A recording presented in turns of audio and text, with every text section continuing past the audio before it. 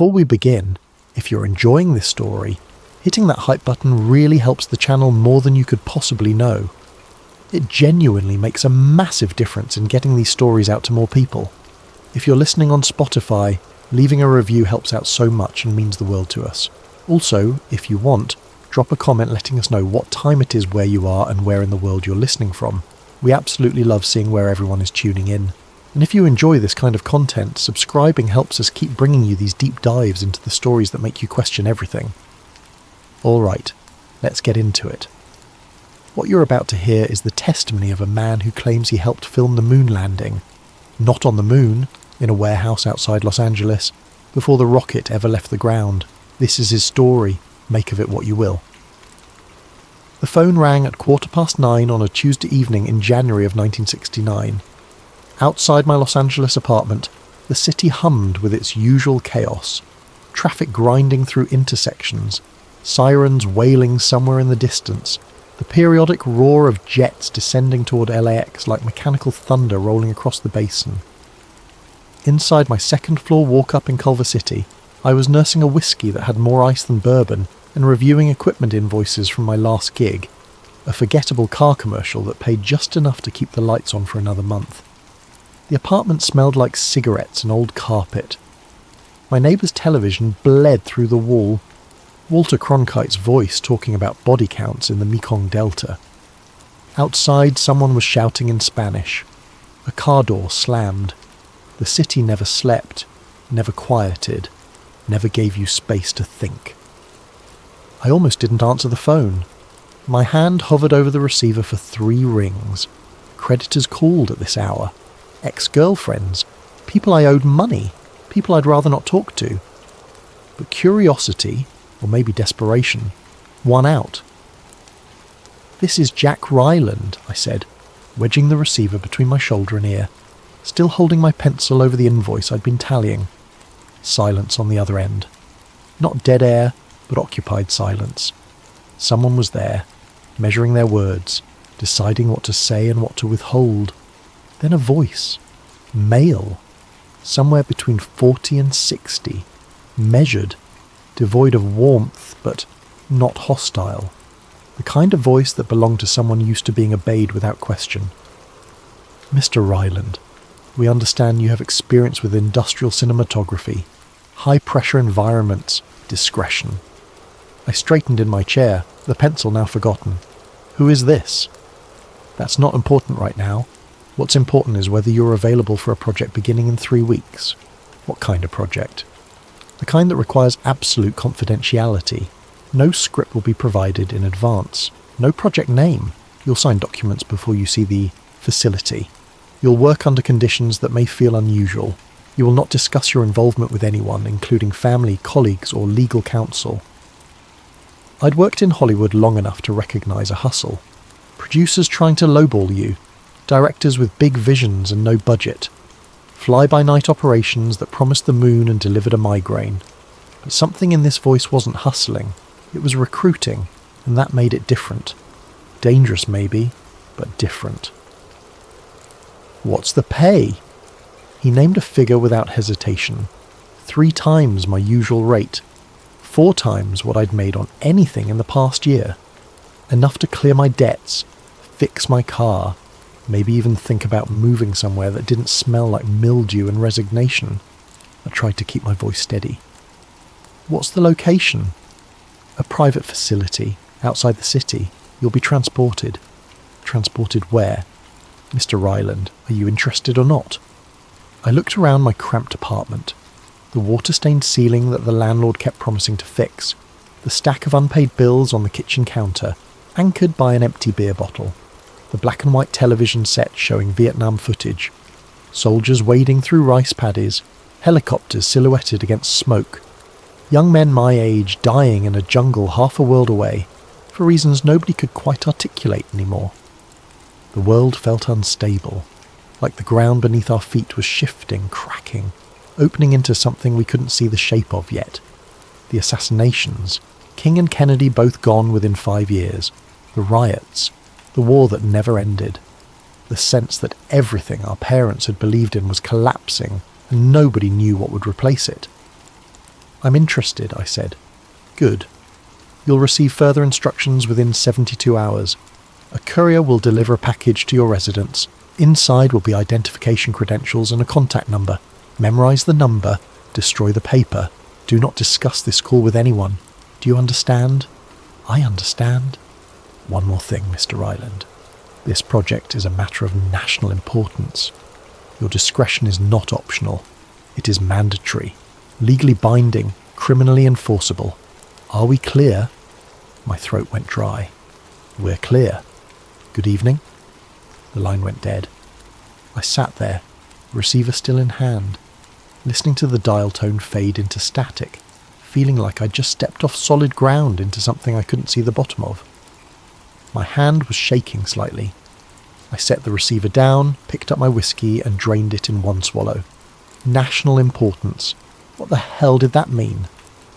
Outside, the city kept moving. Sirens, traffic, the low rumble of existence grinding forward. But inside my apartment, everything had gone very, very quiet. The television still showed the war. Men in fatigues. Mud. Blood. The machinery of violence grinding young lives into statistics.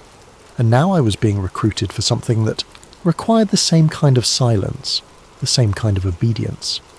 I thought about the projects I'd heard whispered about in Hollywood circles, government films that weren't really films, training footage that looked too real, propaganda disguised as documentary. I'd always dismissed those stories as paranoia, industry gossip inflated into mythology. Now I wasn't so sure. I didn't sleep that night, just sat at my kitchen table, smoking cigarettes and watching the sky turn from black to grey to pale orange as dawn broke over Los Angeles. By the time the sun came up, I'd convinced myself the call had been a prank, a wrong number, a fever dream brought on by cheap whiskey and cheaper ambition. But 71 hours later, the package arrived. A plain manila envelope, no return address, no postage. Hand-delivered by a man in a grey suit who knocked once, waited for me to open the door, handed me the envelope and left without saying a word. I watched him walk to a black sedan with government plates. I recognised the designation, DOD, Department of Defence, and drive away. Inside the envelope was a laminated ID card with my photo, a photo I'd never sent anyone, pulled from some database I didn't know existed, and a number written in blue ink on a slip of paper. The number had an unusual prefix I didn't recognise. Not a Los Angeles exchange, not California at all. I memorised the number in 30 seconds, burned the paper in my kitchen sink and watched the ash swirl down the drain. The ID card had no name, just my photo and a string of numbers, 007-223- Kilo. I had no idea what it meant, but I kept it anyway. Chapter 1. Why America Needed the Moon. To understand what came next, you need to understand the world we were living in. It wasn't just about space, it was about survival, about proving we were still the good guys, still the winners, still the nation that could do the impossible when the whole world was watching. 1961. President Kennedy stands before Congress and makes a promise that seems insane. America will land a man on the moon and return him safely to Earth before the decade ends. At that moment, we'd barely sent a man into orbit. Alan Shepard had gone up for 15 minutes the month before. 15 minutes in a tiny capsule that could barely be called a spacecraft. And Kennedy was talking about 250,000 miles, a soft landing, and a safe return within 8 years. The Soviets were beating us at every turn. First satellite, Sputnik in 57, beeping its little signal across the sky while America scrambled to catch up. First animal in space, first man in space, Yuri Gagarin, orbiting the Earth while we watched in humiliated awe. First woman in space, first spacewalk. They were winning a race we told the world we'd dominate, and every victory they scored felt like proof that their system worked better than ours. That maybe communism was the future and democracy was dying. By the time I got that phone call in January of '69, NASA was hemorrhaging money and credibility. Budget overruns had turned Congress hostile. Technical failures were constant. Rockets exploding on the pad, capsules malfunctioning, systems failing in ways that made the whole enterprise look reckless and amateurish. And then, in January of '67, came Apollo 1. Gus Grissom, Edward White, Roger Chaffee. 3 astronauts sitting in a capsule during a routine ground test at Cape Kennedy. Pure oxygen atmosphere. Faulty wiring. A spark somewhere in the electrical system. The whole thing went up in seconds. The hatch wouldn't open. It was designed to open inward, and the pressure from the fire made it impossible to unlock from inside. They died screaming, pounding on the walls, while technicians outside tried desperately to get them out. The recordings were never released to the public, but everyone in the industry knew what had happened. We knew about the panic in their voices, the way Grissom had shouted, "Fire!" The way White had tried to force the hatch open with his bare hands, burning them to the bone in the process. The burned bodies they pulled from the wreckage hours later, the charred equipment, the smell of burned flesh that hung over the launch complex for days. And here's something most people don't know. Gus Grissom had been one of the most vocal critics of the Apollo program. He'd gone on record saying the spacecraft wasn't ready, that NASA was cutting corners, that they were rushing toward disaster. 2 weeks before he died, he hung a lemon on the Apollo simulator, a lemon, the symbol for a defective product, to show what he thought of the program. Then he burned to death inside the thing he'd warned everyone about. Some people think that's suspicious. I'm just telling you what happened. America needed a win. Not just a win, a miracle. Something to prove we were still capable of greatness, that we hadn't lost our edge, that the future still belonged to us and not to Moscow, that democracy could still compete with the Soviet system that seemed to be winning everywhere from Cuba to Vietnam to the race to space itself. Failure was not an option, not politically, not strategically, not spiritually. And here's the thing nobody talks about. By the time Apollo 11 launched in '69, we still hadn't solved the radiation problem. The Van Allen belts, 2 bands of intense radiation surrounding Earth, were supposed to kill anyone who passed through them. NASA claimed they'd figured it out, that the transit would be fast enough that the astronauts wouldn't receive lethal doses. But a lot of scientists weren't convinced. A lot of engineers had quiet doubts they weren't allowed to voice publicly. What if they were right? What if the radiation exposure turned out to be fatal? What if the astronauts made it to the moon but died on the way back? You can't show that to the world. You can't. Broadcast American heroes dying in space while the whole planet watches. You need a backup plan. I didn't know any of this consciously when I took that call, but I felt it. Everyone did. You could see it in the way people watched the news, the way they talked about the Soviets, the way the war in Vietnam dragged on with no end in sight and no clear purpose except not to lose. We were a country desperate to believe in something, desperate to prove that democracy and capitalism and the American way still meant something, in a world that seemed to be falling apart. The moon was supposed to be that something. The moon was supposed to save us. And if it couldn't save us for real, then maybe an extremely convincing fake would do the job just as well. Chapter 2. The Facility. 3 weeks later, a black sedan picked me up at 4 a.m. No pleasantries, no small talk. The driver wore a suit that didn't wrinkle, and sunglasses even though it was still dark outside. Military bearing. Crew cut. The kind of man who'd spent time in places he couldn't talk about doing things he wasn't allowed to remember. We drove east, away from the city, into the desert scrub and rocky hills where Los Angeles frayed into nothing. I'd been told to bring minimal personal items. No camera of my own, no notebooks. Nothing that could be used to document where I was going or what I was doing. Just myself and my technical knowledge. After 90 minutes, we turned onto an unmarked road, gravel crunching under the tyres. The landscape was desolate, Joshua trees twisted against the pre-dawn sky, mountains in the distance like jagged teeth. Then chain-link fencing appeared, topped with barbed wire and something else I recognised. Electrical deterrent wire. The kind that carried enough current to stop a man's heart. A guard station. Men with rifles. Not private security. Military. They wore no insignia, No unit patches, nothing to indicate who they worked for. Just olive fatigues and M16 rifles and expressions that suggested they'd use them without hesitation. They checked identification I'd been given the night before, that laminated badge with my photo and the cryptic number string. The driver handed over additional paperwork. The guards inspected everything with the kind of thoroughness that made my stomach tighten. One of them walked around the car with a mirror on a pole, checking the undercarriage for explosives or tracking devices. Another peered into the back seat where I sat trying to look calm, while my hands sweated against my legs.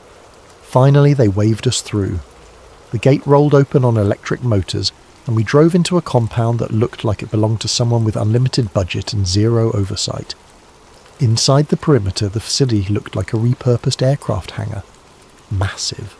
Windowless. The kind of building designed to hide something from the sky, from satellites, from anyone who might be looking.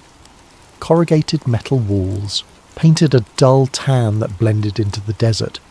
No signage, no indication of what happened inside. Just a number painted on the side in faded white. Building 419. Years later, I tried to find that building. Searched satellite imagery.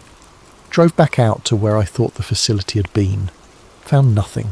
Just empty desert. Like it had never existed at all. But I'm getting ahead of myself. I was led through a side entrance into a staging area. Fluorescent lights humming overhead. That specific frequency that makes your teeth ache if you listen long enough. Metal folding chairs arranged in rows. A table covered with documents and pens. The air smelled like industrial cleaning solution. And something else. Something chemical I couldn't place. Later, I realised it was photographic developer. They were processing film somewhere in the building. A man in his 50s stood waiting. Grey suit, white shirt, thin tie, no name tag, no identification. The kind of face you'd forget 5 minutes after meeting, which was probably the point. He handed me a pen. Sign here, here, and here. I looked at the documents. Pages and pages of legal language. Non-disclosure agreements, non-compete clauses, acknowledgement of federal jurisdiction, waivers of rights I didn't know I had. And then something that made my hand freeze. Acknowledgement of classification under Title 18, Section 793 US Code, the Espionage Act. What am I signing? Your future employment contract, your commitment to confidentiality, your understanding of the penalties for breach. What are the penalties? Prison, minimum 20 years under federal sentencing guidelines, possibly treason charges depending on what you disclose and to whom. And treason, Mr. Ryland, still carries the death penalty in this country when committed during time of war. We're at war? He looked at me without blinking. We've been at war since 1950. Korea never officially ended. We just stopped shooting for a while. Technically, legally, we are still in a state of war, which means these documents are enforceable under wartime statutes. The room suddenly felt very small, very cold. This is a government project? This is a project that serves government interests. That's all you need to know. Do you want the job or not? I thought about my apartment, my debts, my dying career, the way my last girlfriend had looked at me when she left. Like I was a man with no future, no prospects, nothing to offer but broken promises and empty ambition. I signed. The man collected the documents without comment, slipped them into a folder, and gestured toward a door. This way. Beyond the staging area was the sound stage. When the doors opened, I stopped walking. It was massive, easily the size of 2 football fields laid end to end. The ceiling was at least 50 feet high, crisscrossed with catwalks and lighting grids that looked like they belonged in an aircraft. Assembly facility. Black curtains draped the walls from floor to ceiling, creating a void that seemed to swallow light. Industrial lighting rigs stretched in every direction. Massive fixtures on adjustable mounts, each one pointing toward the centre of the space. And the floor was what made me understand exactly what I'd signed up for. Grey dust, fine as talcum powder, covering everything. spread across the entire floor in a layer at least 6 inches deep, carefully graded and sculpted into ridges and depressions that mimicked lunar terrain. I recognised it immediately. Lunar simulant, chemically treated sand and ash, mixed to replicate the composition and texture of the moon's regolith. I'd seen it demonstrated once at a trade show for cinematographers. NASA had consultants developing this stuff for astronaut training, teaching them how to walk in reduced gravity, how to handle equipment, how to avoid kicking up dust that might coat their visors and equipment. This was that material, but scaled to a degree I couldn't fathom. Tons of it. Hundreds of tons, maybe thousands, spread across the entire floor, sculpted into terrain features, treated with binding agents to make it behave exactly like lunar soil under specific lighting conditions. "Welcome," said a voice behind me. I turned. Another man, younger, maybe 35, fit, short hair, military posture, holding a clipboard. He had the bearing of someone who'd spent time giving orders and having them followed without question. "You're the director of photography?"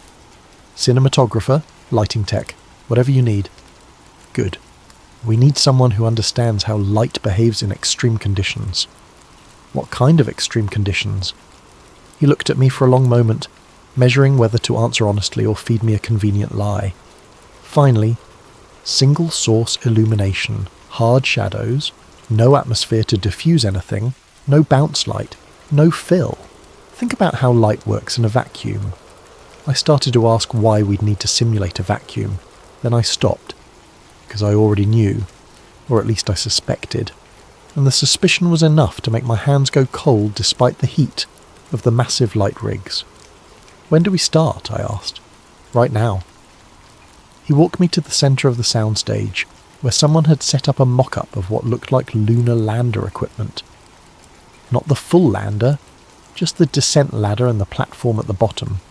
The infamous ladder that Armstrong would supposedly descend in 6 months.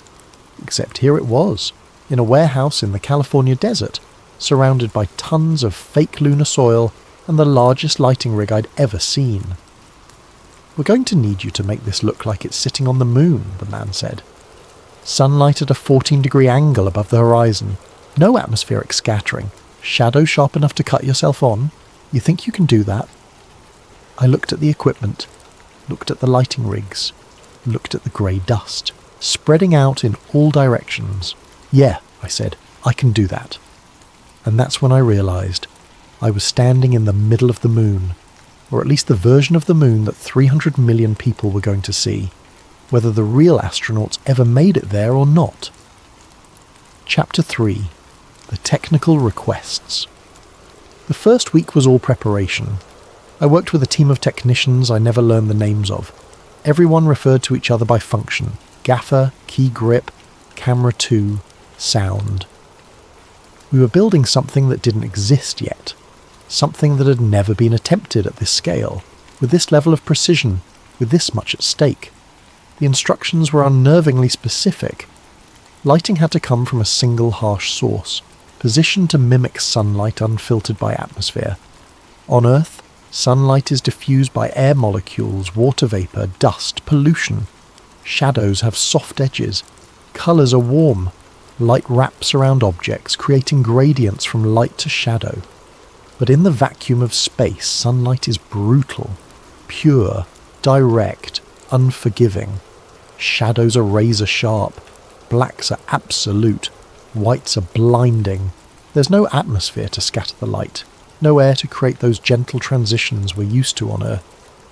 I spent 3 days positioning and repositioning a single arc lamp, 20,000 watts, custom built by a company I'd never heard of. The housing alone weighed 400 pounds and had to be suspended from reinforced ceiling mounts. Too high, and the shadows looked wrong. Too low, and the illumination felt theatrical, artificial. It had to be precise, exact, geometrically perfect. We measured everything. Used surveying equipment to set the angle at exactly 14 degrees above horizontal. The angle NASA had calculated for the actual lunar landing site at the time the descent would happen. Used light meters to measure the fall-off from peak illumination to shadow. Used spectrometers to measure the colour temperature. It had to be 6,500 degrees Kelvin, the colour temperature of pure sunlight in space. This has to hold up under scrutiny, one of the consultants told me one afternoon. A man in his 40s, wire-rimmed glasses, calm in a way that felt practiced, professional. Like he'd done this kind of work before, creating realities that didn't exist, making impossible things look convincingly real. Scrutiny from who? I asked. Engineers, scientists, photo analysts, people who will slow it down, pause it, measure the shadows and the angles and the light fall off. It has to be physically accurate, no mistakes, no tells. Tells for what? He looked at me over his glasses. For whether it's real or not. The honesty was startling. Nobody else had been that direct. And which is it? I asked. Real or not? He smiled without warmth. That depends on your definition of real, Mr. Relland. If 300 million people watch something and believe it, does it matter where the camera was when it filmed it? He walked away before I could answer. Camera movement was restricted. Handheld was out entirely, too much shake, too organic, too human. Everything had to be locked down on rigid mounts. We used surveyors' tripods, the kind designed to stay absolutely stable in high winds and seismic activity. Panning had to be smooth, deliberate, almost mechanical. We rigged up motorised heads that moved at precisely controlled speeds. The frame rate had to be exact. 29.97 frames per second, the NTSC standard, with no variation, no drift, no human error. I asked why such precision was necessary if this was just backup footage. The answer was always the same, because it needs to look real. But real compared to what? Nobody would say. One afternoon, a consultant I'd never seen before walked in. Tall, thin, with the kind of face you forget the moment you look away. British accent, expensive suit. He stood behind me while I adjusted a light meter and said quietly, Kubrick figured this out last year. I turned. Kubrick? Stanley. He did 2001. Spent 18 months perfecting lunar realism, front projection technique, slow motion photography, zero gravity simulation. You've seen it. I had. Everyone had. 2001, A Space Odyssey had redefined what space could look like on screen. Infinite black. Crisp whites. Stars only when scientifically accurate. No sound in the vacuum. Every shot was meticulously composed, technically flawless, hauntingly beautiful. Kubrick had worked with NASA consultants, aerospace engineers, astronomers. He'd made space look more real than real. Are we doing something like that? I asked. Something better, he said. Something that has to convince people who know what they're looking at. Kubrick made art. You're making evidence. Evidence of what? The greatest achievement in human history, he paused. Or the greatest deception. Depends who you ask. Which one is it? He smiled. I'll let you figure that out. Then he left. I never saw him again. But I couldn't stop thinking about what he'd said. Evidence, not art, not entertainment. Evidence. Evidence that would need to withstand analysis by experts, by governments, by historians, by people who would spend decades looking for cracks in the story. By the end of the first week we had the lighting right, single source, hard shadows, absolute blacks. The simulant looked exactly like lunar soil, fine, powdery, clinging to everything it touched. We'd built portable equipment racks, modified camera housings to look government issue, even fabricated control panels with switches and dials that didn't do anything but look technical and official. The attention to detail was obsessive. Every piece of equipment had to look authentic, not just from a distance, but up close, under magnification, under forensic examination. The camera housings were genuine Hasselblad electric data cameras, the same model NASA was using for the actual mission. Serial numbers filed off and replaced with new ones. The mounting brackets had proper aerospace specifications. The cables had military-grade shielding and connectors with part numbers that matched NASA procurement records. One technician spent an entire day aging equipment, making new things look used.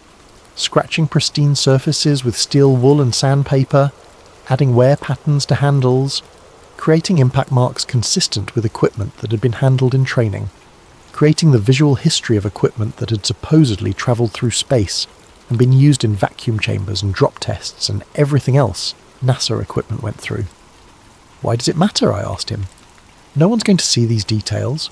The broadcast resolution is terrible. He looked at me like I was an idiot. Today's broadcast resolution is terrible, but film doesn't degrade. 30 years from now, someone's going to digitise this footage at high resolution. 50 years from now, they'll enhance it with computers we can't even imagine yet. Every detail has to be right. One wrong thing, one screw that doesn't match NASA specifications, one cable that looks too new, one piece of equipment with the wrong part number, and the whole thing falls apart. He was right, of course, and years later, that's exactly what happened.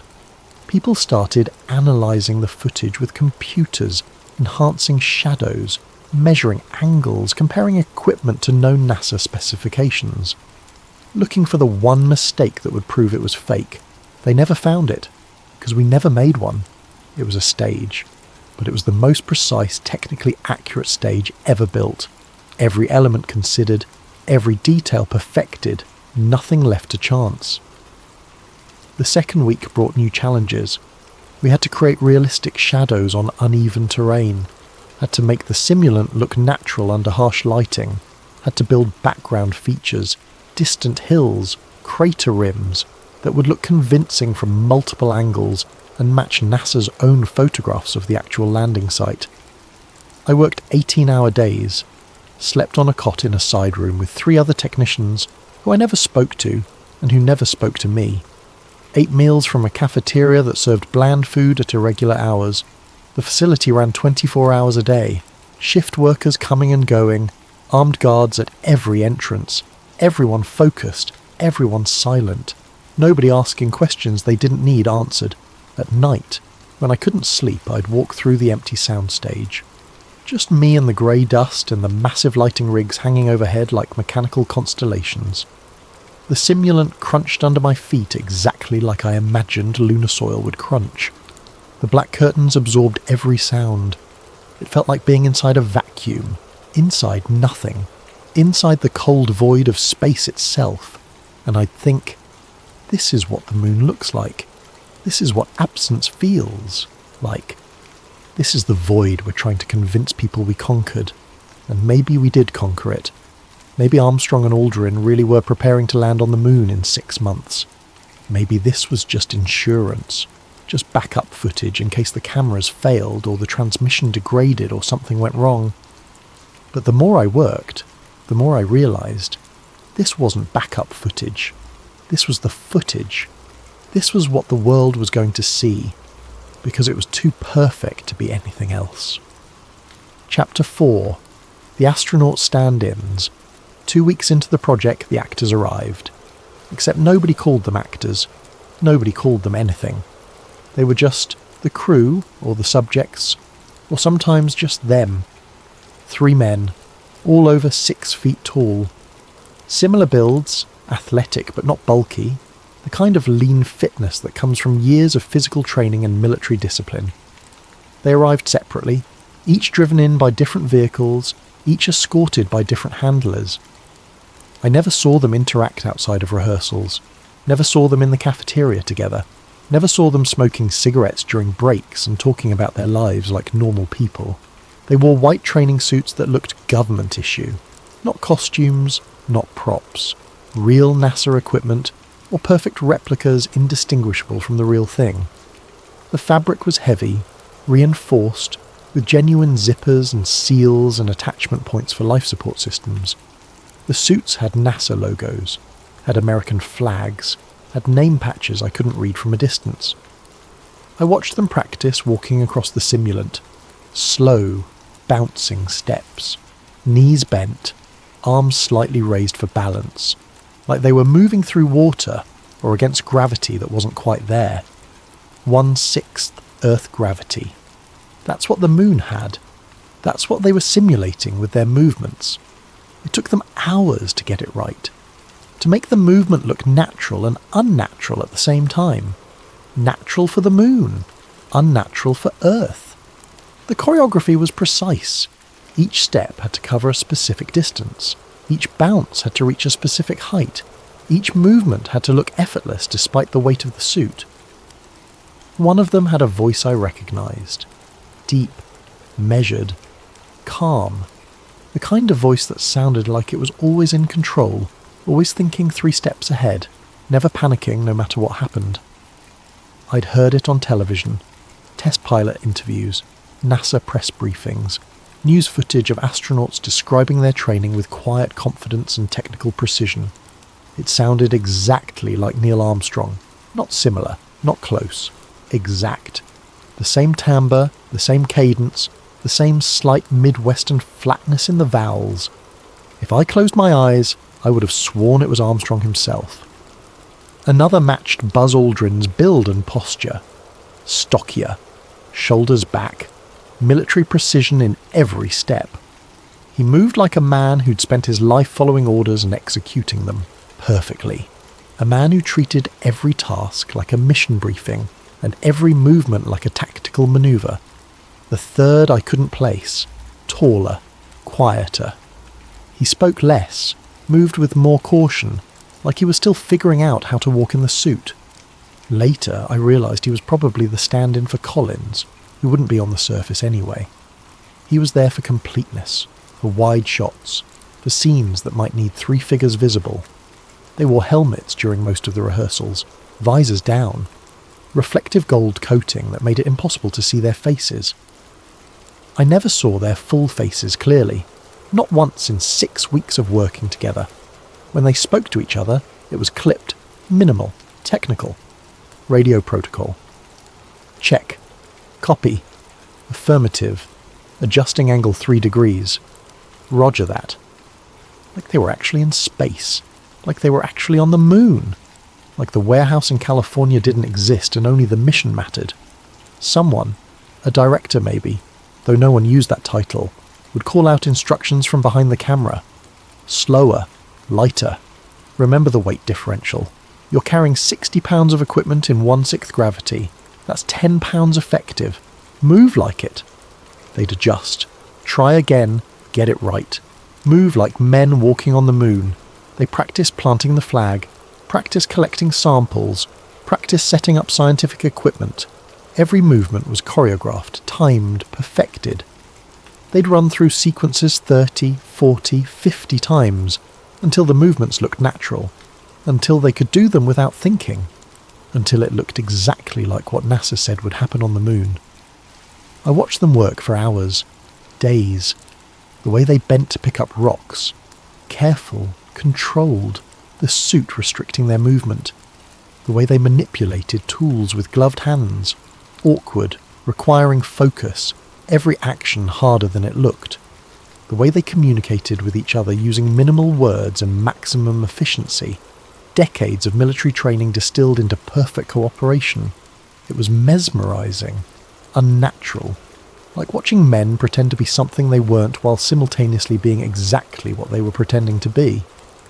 One afternoon, during a break, I stood near one of them, the one who sounded like Armstrong. He was adjusting his helmet seal, checking the collar connection with practiced movements. I could see part of his face through the visor, weathered skin, crow's feet around the eyes, the look of someone who'd spent time in cockpits and wind tunnels and pressure chambers.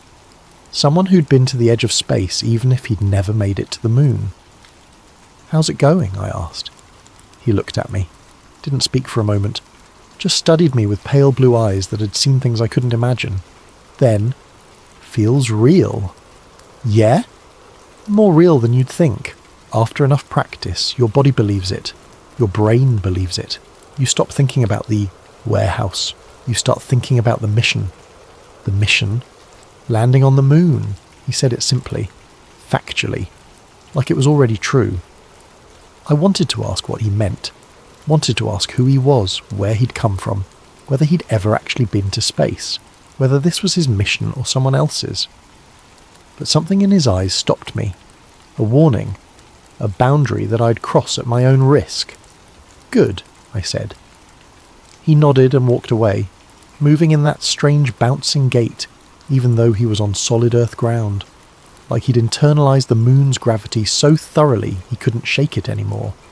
Later that week, they practiced the descent, walking down a ladder we'd built to NASA specifications, 9 rungs, each one exactly as specified in the technical documentation, each step timed. The rhythm had to match Armstrong's heartbeat during the real descent. We had medical data, telemetry from simulation runs, biometric information from training sessions, everything calculated down to the second. The director, if that's what he was, would call out corrections. Slower on rung 5, pause before the last step, look around before you put weight on the surface. Take it in, this is the moment, this is history, it has to feel momentous. They'd reset, climb back up, try again, slower, more deliberate, finding the exact pace that conveyed both caution and confidence in equal measure. And all I could think was, if they're practicing this hard for backup footage, what does that say about their faith in the real mission? Or maybe this was the real mission. Maybe the rocket launch was the backup. Maybe the plan all along was to send men to space but film them on the moon from the safety of Earth, where nothing could go wrong, where every variable could be controlled, where America's victory was guaranteed. At one point I asked the gaffer, "Are those the actual astronauts?" He didn't look at me, kept his eyes on the lighting board, fingers adjusting levels with practiced precision. Does it matter? Yeah, it kind of does. Then no, they're not. But they sound, drop it. His voice had an edge I hadn't heard before, not angry, scared. Like he'd seen what happened to people who asked too many questions. I dropped it. Because I was starting to understand, or at least I was starting to understand that asking questions was dangerous. That this project wasn't about truth or transparency or the pursuit of knowledge. It was about creating something that would be believed. Something that would withstand scrutiny from millions of people who wanted desperately to believe it, who needed to believe it. And the best way to create believable footage wasn't to send cameras to the moon, where anything could go wrong. It was to build the moon here, to control every variable, to eliminate every possibility of failure. The real moon was unpredictable. Equipment could fail, cameras could malfunction, transmissions could degrade, radiation could kill the crew before they got there. The Van Allen belts could fry them. The landing could go wrong. Armstrong could slip on the ladder and break his neck. The flag could fall over. The experiments could fail. Too many variables, too many ways for the whole thing to fall apart on live television in front of 300 million people. But here, in this warehouse in the desert, we could control everything. Could film it perfectly. Could get every shot right. Could make sure America won no matter what. Whether the real astronauts made it to the moon, or died trying, or never left Earth orbit at all, it didn't matter, because the world would see this footage. Perfect, flawless, undeniable, and they would believe. That's what I realised during those long weeks watching the astronauts stand-ins practice their movements, watching them become the men they were pretending to be, watching the line between simulation and reality blur until even they couldn't tell the difference. We weren't creating a backup, we were creating history. And I was helping. Continuing in next part due to length. Chapter 5. The flag problem. 3 weeks into the shoot, we hit a snag with the flag. The American flag. 13 stripes and 50 stars. The symbol of everything we were supposed to be fighting for. Everything this whole charade was supposed to prove. The image that was supposed to represent American triumph, American exceptionalism, manifest destiny extending beyond our planet into the cosmos itself. The problem was physics, specifically the physics of fabric in a vacuum. On Earth, a flag hangs limp unless wind moves it. Even a slight breeze makes it ripple and wave, makes it look alive and dynamic. That's how we know flags. That's how they're supposed to look. But on the moon, with no air, no wind, no atmospheric pressure at all, fabric would hang dead. No ripple, no wave, no movement at all except when physically manipulated. Just static weight pulled straight down by whatever minimal gravity existed. NASA's solution was a horizontal support rod built into the top edge of the flag to keep it extended. This was real technology. They'd actually developed this for the actual mission. But even with the rod, the fabric moved wrong during handling. Too fluid, too responsive. Every time one of the stand-ins touched it, it rippled like it was catching wind that shouldn't exist. The team spent 2 days testing materials. Starched nylon that stood too stiff, looking artificial and obviously wrong. Wire-reinforced mesh that held shape but looked nothing like fabric. Regular nylon treated with stiffening agents that still moved too much. Finally, they settled on something that split the difference. A custom woven fabric with specific thread count, treated with proprietary chemicals that I wasn't allowed to know the composition of, stiff enough to hold shape, flexible enough to move slightly during handling, but not so much that it looked earthly. I watched them practice the planting sequence 24 times. First stand-in positions the pole, finds solid ground in the simulant, drives it down, not too easy, that would suggest Earth gravity, not too hard, that would suggest he's weak, just right. The kind of effort a man in a spacesuit would need to plant a pole in lunar regolith. Second stand-in steadies it, helps adjust the angle, make sure it's straight. Together they unfurl the flag, attach it to the horizontal rod, step back. The flag extends, stands, doesn't wave, doesn't flutter, just hangs there, a static symbol against an empty black background. Perfect, except for the ripple. Every single time they handled it, the fabric rippled, just slightly. Just enough that someone analysing the footage might notice, might wonder, might start asking questions. People won't notice, someone said during one of the tests. One of the consultants, older man, grey hair, glasses, looked like an engineer who'd spent 40 years working on classified projects and learned to live with moral ambiguity. I turned. Notice what? The movement, the physics. People see what they expect to see. They expect the flag to move a little when it's being planted. Their brains will fill in explanations. Residual motion from handling, vibration from the pole being driven into the ground. They'll rationalise it. People notice everything, I said, especially when they're looking for reasons to doubt. The room went quiet. Several people stopped what they were doing and looked at me. The kind of look that said I'd crossed a line, said something that shouldn't be said out loud even if everyone was thinking it. The consultant smiled, not warmly, not with humour. The smile of someone who'd seen things fall apart and learned to live with the consequences. Then we make sure there's nothing to doubt. That's why you're here, Mr. Ryland. To make sure every detail is perfect. To make sure that when people watch this, they don't see a stage. They see the moon. They see American heroes planting the American flag on American territory 240,000 miles from home. Why would they be watching this? I asked. If the real mission succeeds, they'll be watching real footage. Nobody answered. The silence stretched out, uncomfortable, heavy. Like I'd asked a question everyone knew the answer to, but nobody wanted to say. Finally, the consultant spoke. The real mission is complex, lots of variables, lots of things that can go wrong, cameras can fail, transmissions can degrade, equipment can malfunction, men can make mistakes. This footage exists so that no matter what happens up there, America wins down here. So this is insurance. Call it whatever helps you sleep at night. He walked away. The others went back to work, and I stood there, watching them adjust the flag for the 25th time, wondering what insurance meant when it came to the greatest achievement in human history.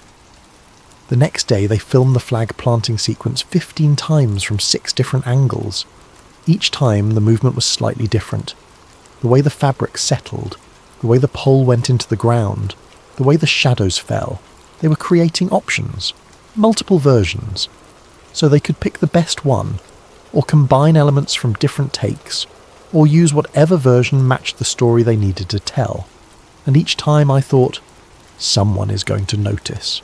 Someone is going to measure these shadows, analyse this footage, compare the angles and the physics and the light ratios. Someone is going to freeze frame it and enhance it and study it pixel by pixel looking for evidence. Someone is going to know this isn't real. But maybe that was the point.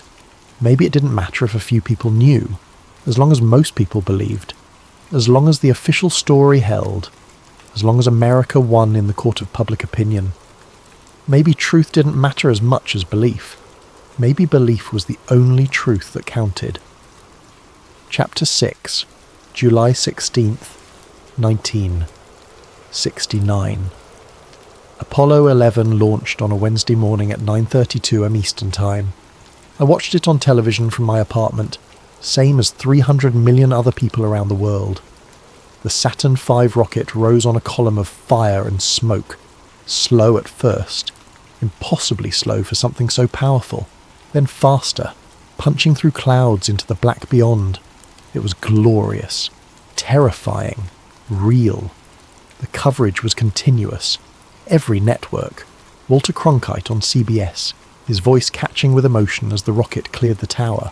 Reporters at Cape Kennedy describing the sound, the fury, the raw power of 3,600 tons of thrust, pushing 3 men toward the moon. I believed it. In that moment, watching that massive machine carry Armstrong and Aldrin and Collins toward the impossible. I believed every single thing NASA had ever told us. I believed in American ingenuity and courage and the audacity of reaching beyond our world. But as I watched, I couldn't shake the feeling of overlap. The angles, the framing, the way the camera panned to follow the rocket's ascent. I'd seen this before. Not this exact footage, but something close. Something we'd rehearsed. We'd practiced filming a rocket launch. Not with an actual rocket, obviously, but with the camera movements, the pacing, the timing, getting the coverage right. And now here it was, live, real, but somehow familiar. That night, the phone rang again. Mr. Ryland, same voice, same cold precision. The man who'd recruited me 3 months ago. We may need additional pickup shots. Pickup shots of what? The mission just launched. Details, close-ups, contingency footage. Contingency for what? That's not your concern. Be ready to return to the facility on short notice. When? You'll be notified. Keep your credential with you at all times. Click. I sat there, staring at the television. Live coverage from Cape Kennedy. Mission control in Houston, tracking telemetry. Everything nominal, everything on schedule. Armstrong, Aldrin and Collins in translunar injection, heading for the moon on a trajectory calculated to perfect precision. And somewhere in a facility I couldn't name, in a desert I couldn't identify, footage already existed of what was supposed to happen 4 days from now. The call came 3 days later, Sunday morning, before dawn. Mr. Ryland, a car will be outside your building in 30 minutes. Bring your credential. Why? The line went dead. I got dressed, splashed water on my face, made coffee I didn't drink. Waited by the window watching the street. The sedan arrived exactly on time. Same driver, same sunglasses, same silence.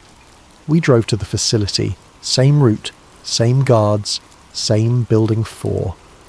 19 sitting in the desert like it had always been there and always would be. Inside, the soundstage was lit and active. People working, cameras rolling. The astronaut stand-ins were already there, suited up, practicing movements. What's happening? I asked. The director, or whatever he was, looked up from his notes. The lunar module separation happens tomorrow. The landing attempt is Tuesday. We need to be ready in case the broadcast feed fails, in case something goes wrong with the transmission, in case the camera on the well malfunctions. You think it will? I think we've spent too much money on this project to leave anything to chance. We film everything. We get every shot right. And if NASA needs it, they have it. And if NASA doesn't need it, he looked at me. Then it gets locked in a vault and classified for 75 years. Either way, you get paid and you never talk about it. Those are the only 2 options available to you. I understood. I'd always understood. But hearing it said out loud made it real in a way it hadn't been before. We worked through the day and into the night, filming sequences, getting coverage, the descent, the landing, the famous first step, the flag planting, everything that would supposedly happen on the moon, filmed in a warehouse with perfect lighting and perfect angles and perfect control. By midnight, we'd filmed 6 hours of footage, every shot perfect, every detail right, ready to be broadcast as history, or ready to be buried as the greatest secret ever kept. I didn't know which it would be, but 48 hours later, I found out. Chapter 7.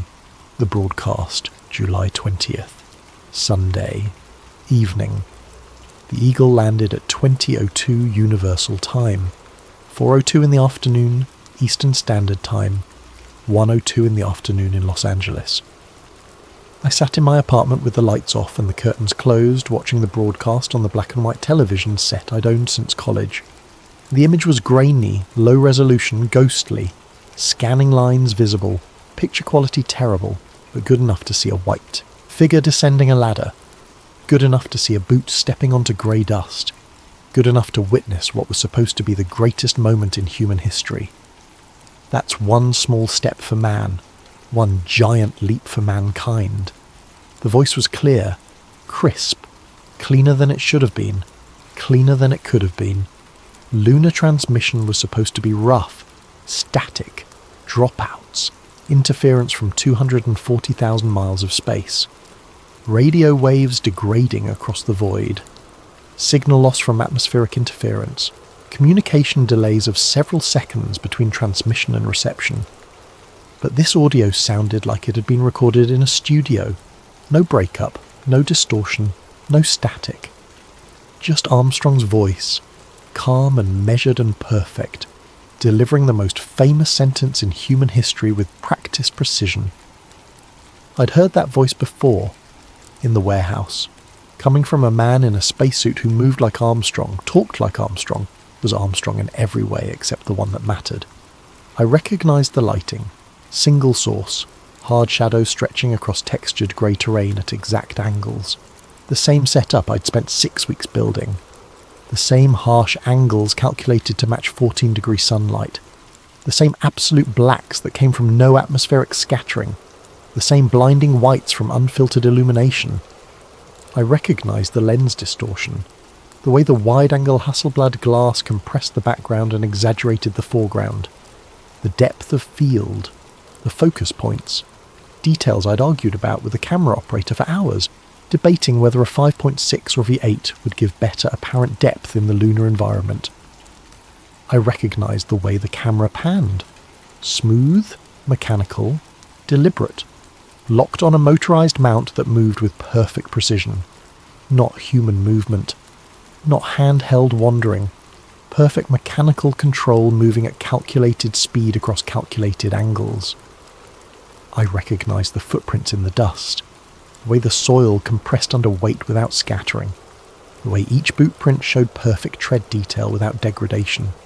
The texture we'd tested over and over again, too dry and it would puff into clouds, too moist and it wouldn't hold clear impressions, too coarse and it wouldn't show detail, too fine and it would cling to everything. We'd added binding agents, microscopic fibres, adjusted the particle size distribution until we got it exactly right, until each footprint looked perfect. Precise edges, clear tread patterns, the visual evidence of human presence in an alien environment. The flag went up, it rippled, just slightly, just for a moment, just enough to suggest movement without suggesting wind. The exact movement we'd practiced, the exact amount of motion that came from handling without looking earthly.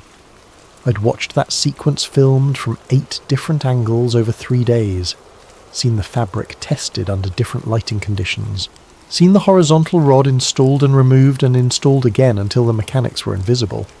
Now here it was, on television, looking exactly the way we'd designed it to look. The camera panned across the lunar surface, smooth, mechanical, locked on the motorised mount I'd helped install. I'd argued with the camera operator about that pan, whether it should be faster or slower, whether it should pause on certain features, whether it should end with the Earth in frame or the horizon or empty black space. We'd settled on a specific duration, a specific arc, exactly 16 seconds from start to finish. Smooth acceleration at the beginning, smooth deceleration at the end. And here it was, 16 seconds, exactly as we'd planned it. And the shadows. The shadows fell at angles I'd calculated using trigonometry and light meters and dozens of test exposures. I'd positioned the lamp at exactly 108 degrees from horizontal, adjusted the height until the shadows matched the length-to-height ratios we'd derived from NASA's own lunar surface predictions, created shadows that would satisfy engineers and scientists and photo analysts who would measure every angle looking for evidence of artificial lighting. They'd find nothing wrong, because I'd made sure there was nothing to find. Nobody watching would notice these details. Nobody watching would pause the footage and measure the angles and run calculations. They were seeing history, watching mankind take its first steps on another world, witnessing the culmination of a decade of effort and billions of dollars and the dreams of an entire nation desperate to believe in something greater than themselves. They were seeing what they wanted to see, what they needed to see, what we'd been hired to create. I sat there in my dark apartment, watching grainy black and white footage of men walking on the moon, and I felt something hollow open up inside me. Not guilt exactly, not shame, more like disconnection. Like I was watching myself become part of something I couldn't fully comprehend and couldn't escape. Like I'd crossed a line I didn't even know existed until I was already on the other side. The broadcast continued. Armstrong and Aldrin collected samples, deployed experiments, spoke to Earth with voices that sounded too clear for 250,000-mile radio transmission. Mission Control responded with perfect timing. No delays, no dropouts, no static. Everything nominal, everything perfect, everything exactly as it should be. Too perfect. I'd worked in television long enough to know what degraded transmission looked like, what real long-distance communication sounded like, the pops and clicks and fading, the way voices got swallowed by static, the way video broke up into noise. This had none of that. This sounded like studio recording, like someone in Houston playing back pre-recorded audio synchronized with pre-recorded video, like the whole thing had been filmed weeks ago in a warehouse and was now being broadcast as live footage from the moon. I turned off the television, sat in the darkness, listened to my neighbour's television through the wall. They were still watching, still celebrating. Outside, car horns honked. People were celebrating in the streets. America had done the impossible. We'd beaten the Soviets. We'd won the space race. We'd proven that democracy and capitalism and the American way were still the future. And I'd helped make them believe it. Whether it was true or not didn't matter anymore. The belief was real.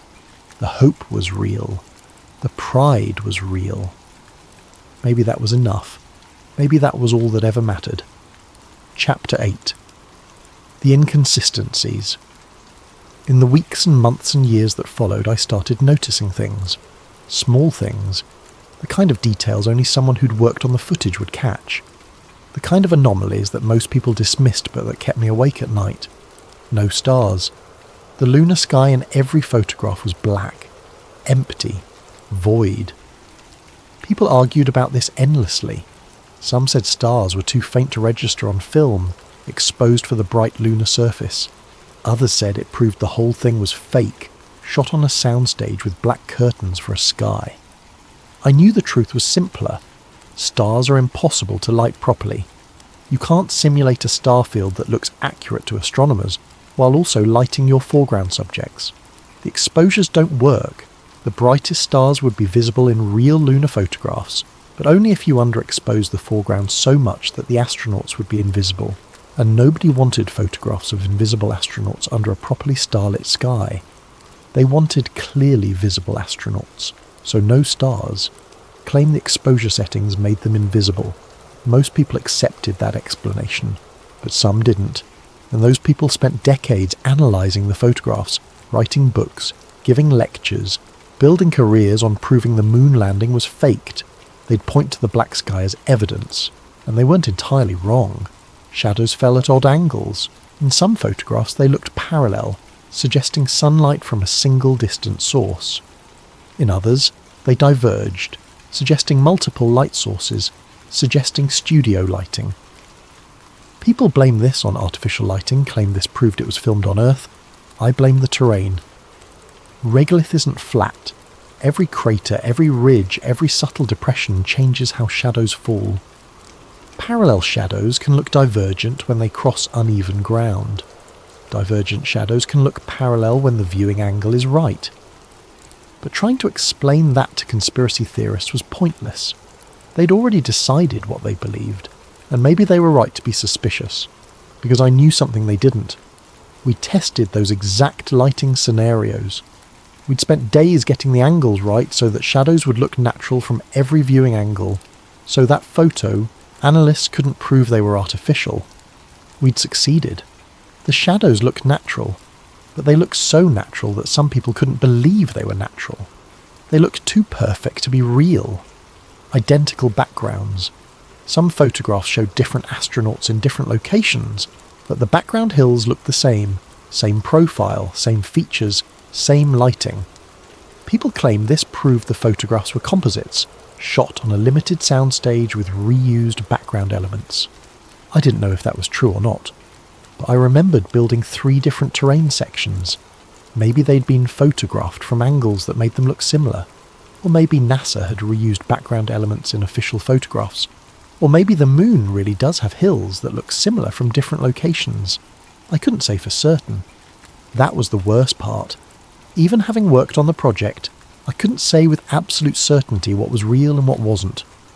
NASA released photographs later that looked retouched. Crosshairs, the reference marks etched into the camera lens, the reso plate that created calibration points on every frame, appeared behind objects in some images. The crosshairs should be on top of everything, etched into the glass, appearing in front of all photographed objects. But in some official NASA photographs, white objects appeared to cover the crosshairs. This was supposed to be impossible. People claimed it proved the photographs were doctored, that objects had been added or moved or enhanced in post-production. NASA's explanation was that bright white objects were overexposed, bleeding over the thin black crosshair lines in the photographic reproduction process. Plausible. But it also suggested the photographs had been processed, enhanced, possibly altered before public release. And if some photographs were enhanced, which ones? How much? Where does enhancement end and fabrication begin?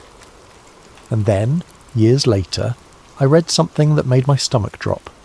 The original Apollo 11 telemetry tapes had been erased, reused, lost, not the broadcast footage that existed in archives everywhere, but the raw data from the mission, temperature readings, trajectory calculations, life support metrics, communications logs, telemetry from every system monitoring every aspect of the flight. The data that would prove, beyond any doubt, that the mission happened exactly as claimed. Gone. NASA claimed they'd been recorded over during routine data management in the late 70s. Accident. Bureaucratic error.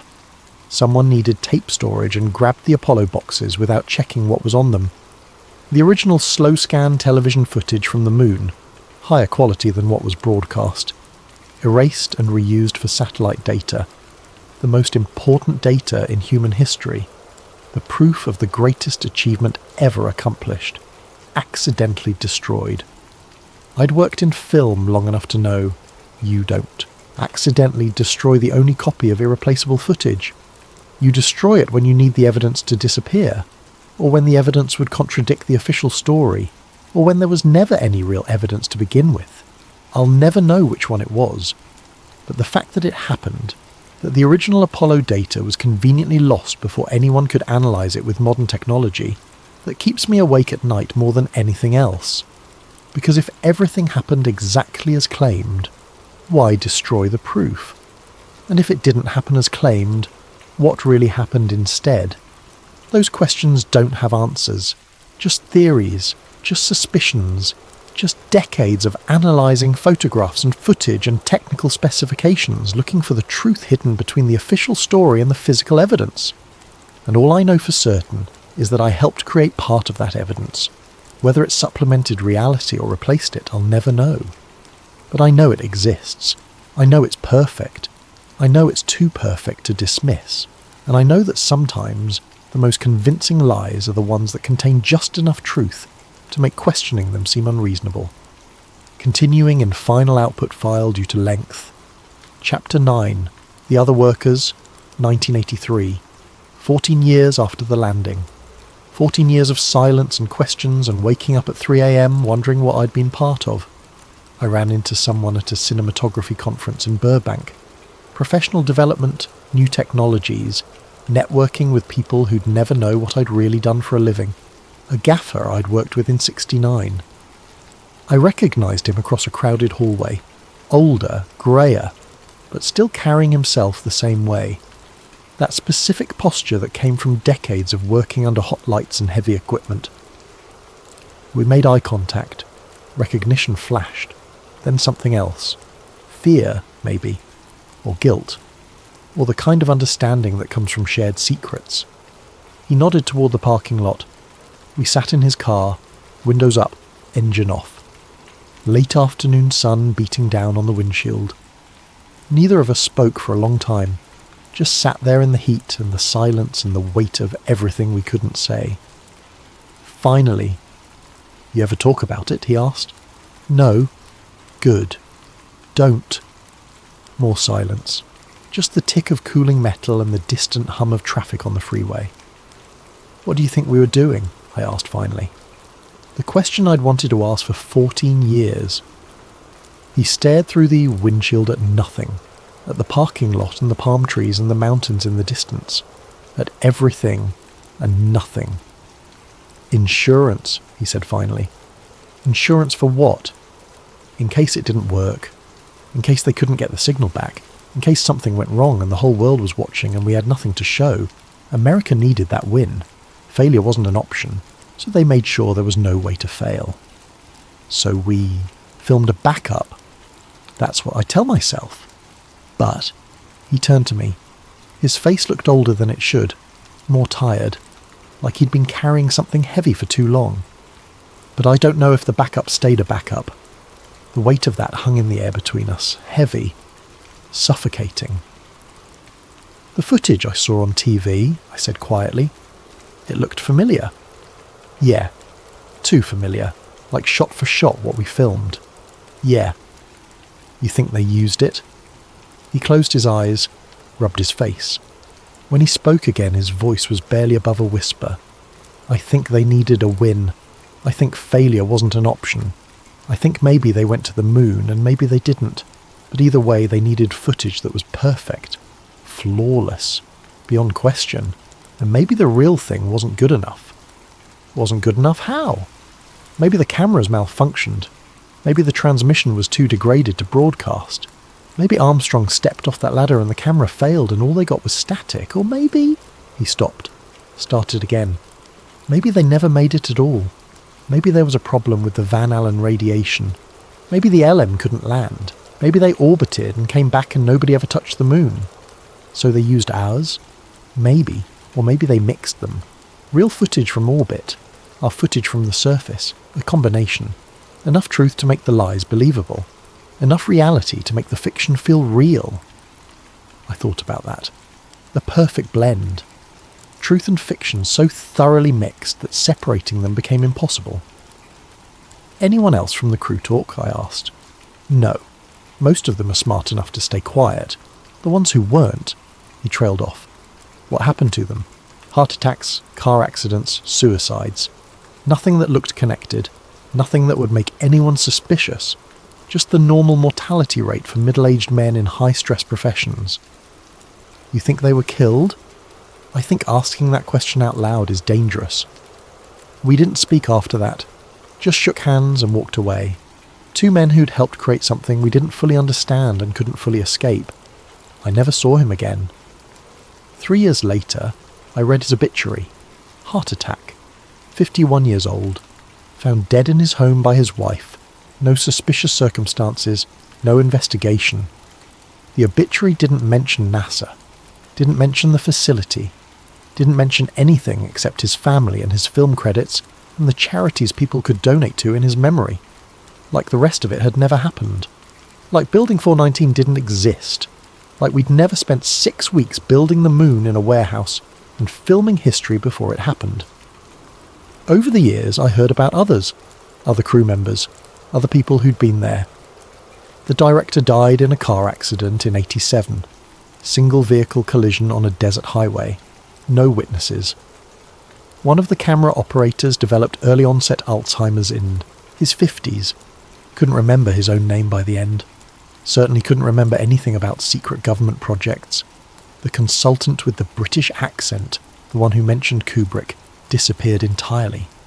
I tried to find him once, years later. No records, no trail, like he'd never existed. And the astronaut stand-ins? No idea. Never learned their real names. Never saw their faces clearly. They could be anywhere. Could be the guy who sells me coffee. Could be someone famous.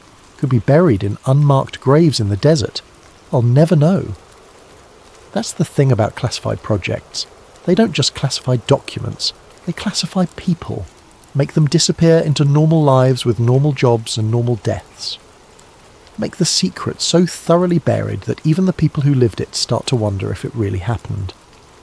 Some nights I wake up convinced the whole thing was a dream, that I imagined Building 419, that the phone call never came, that I never signed those documents or spent 6 weeks lighting a fake moon, or watched footage I helped create Get broadcast as the greatest achievement in human history.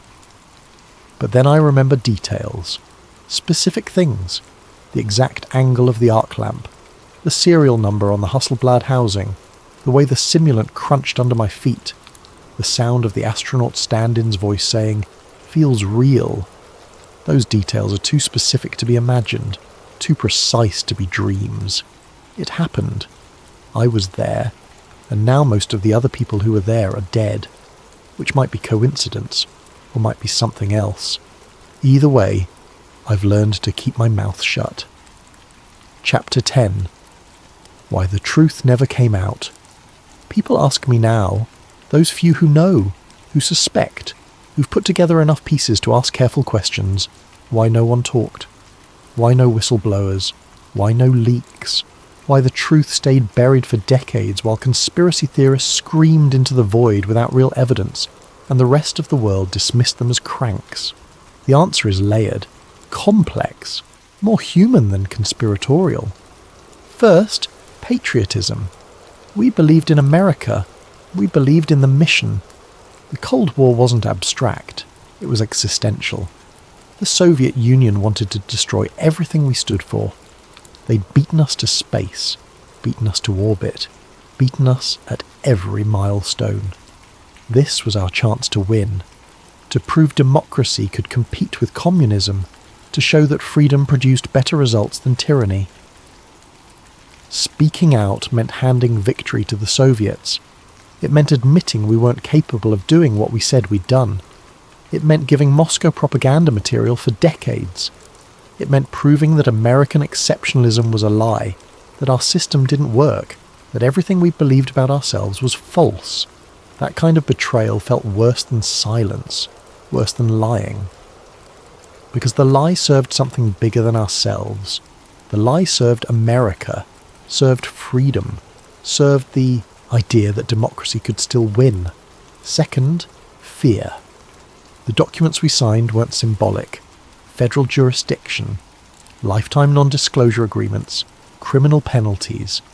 People who broke those agreements didn't just lose their careers, they disappeared into legal black holes.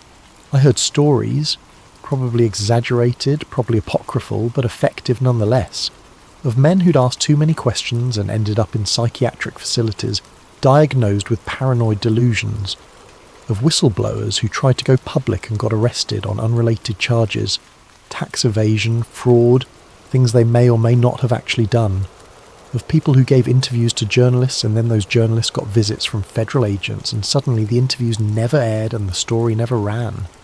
True or not, the stories worked. They kept us quiet, made us understand that silence wasn't just patriotic, it was survival. Third, complicity. Everyone who worked on it was part of it. Talking meant implicating yourself, admitting you helped fabricate the greatest achievement in human history. Who wants that on their conscience? Who wants to be the person who destroyed the American dream?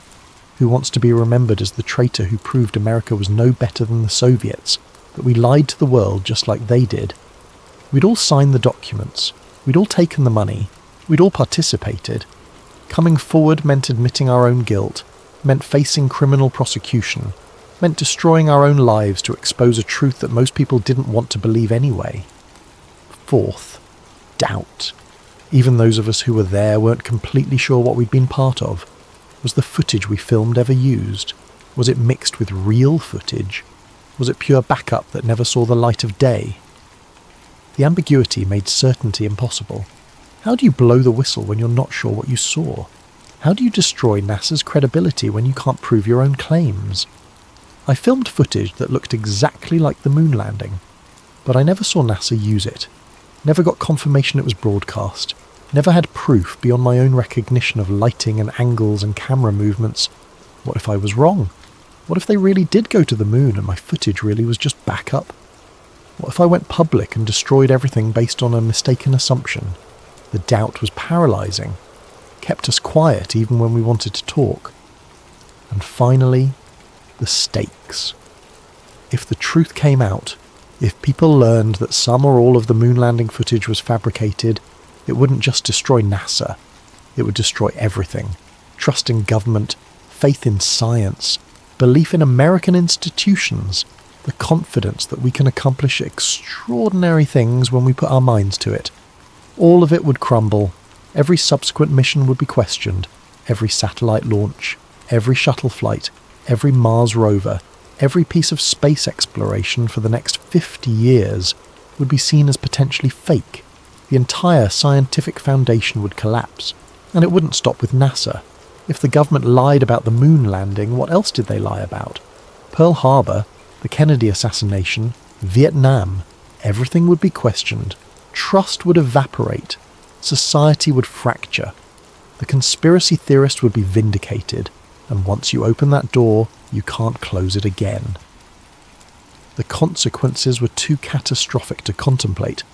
So we stayed silent, kept the secret, protected the lie that protected everything else. Even if it started as insurance, it became the story the world needed, the story that kept America believing in itself during one of the darkest periods in our history, the story that said we were still capable of greatness, still worthy of leading the free world, still the nation that could do the impossible. And maybe that's not evil. Maybe that's just survival. Maybe in the grand calculus of history, a necessary lie that preserved faith and hope and belief was better than a truth that would have destroyed everything. Or maybe that's what I tell myself so I can sleep at night.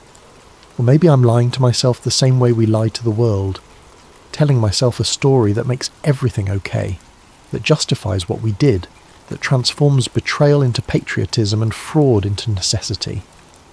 I don't know anymore. After 50 years of living with this, I honestly don't know. All I know is that the truth stayed buried because keeping it buried served everyone's interests. The government's, NASA's, America's, and ours. We weren't heroes who landed on the moon, but we weren't villains either. We were just people doing what we were told, believing it served something greater than ourselves, and learning to live with the consequences. Epilogue. One last take. I'm old now, 78 years old. My hands shake when I hold a coffee cup. My eyes need 3 different prescriptions. My hearing is going, tinnitus from too many years standing next to arc lamps and generators. The career I built after 69 was solid but unremarkable. Commercials, industrials, a few documentaries. Nothing that mattered. Nothing that anyone will remember. I've outlived most of the people who were there, the ones who shared the secret, the ones who understood what we'd done. I'm one of the last, maybe the last.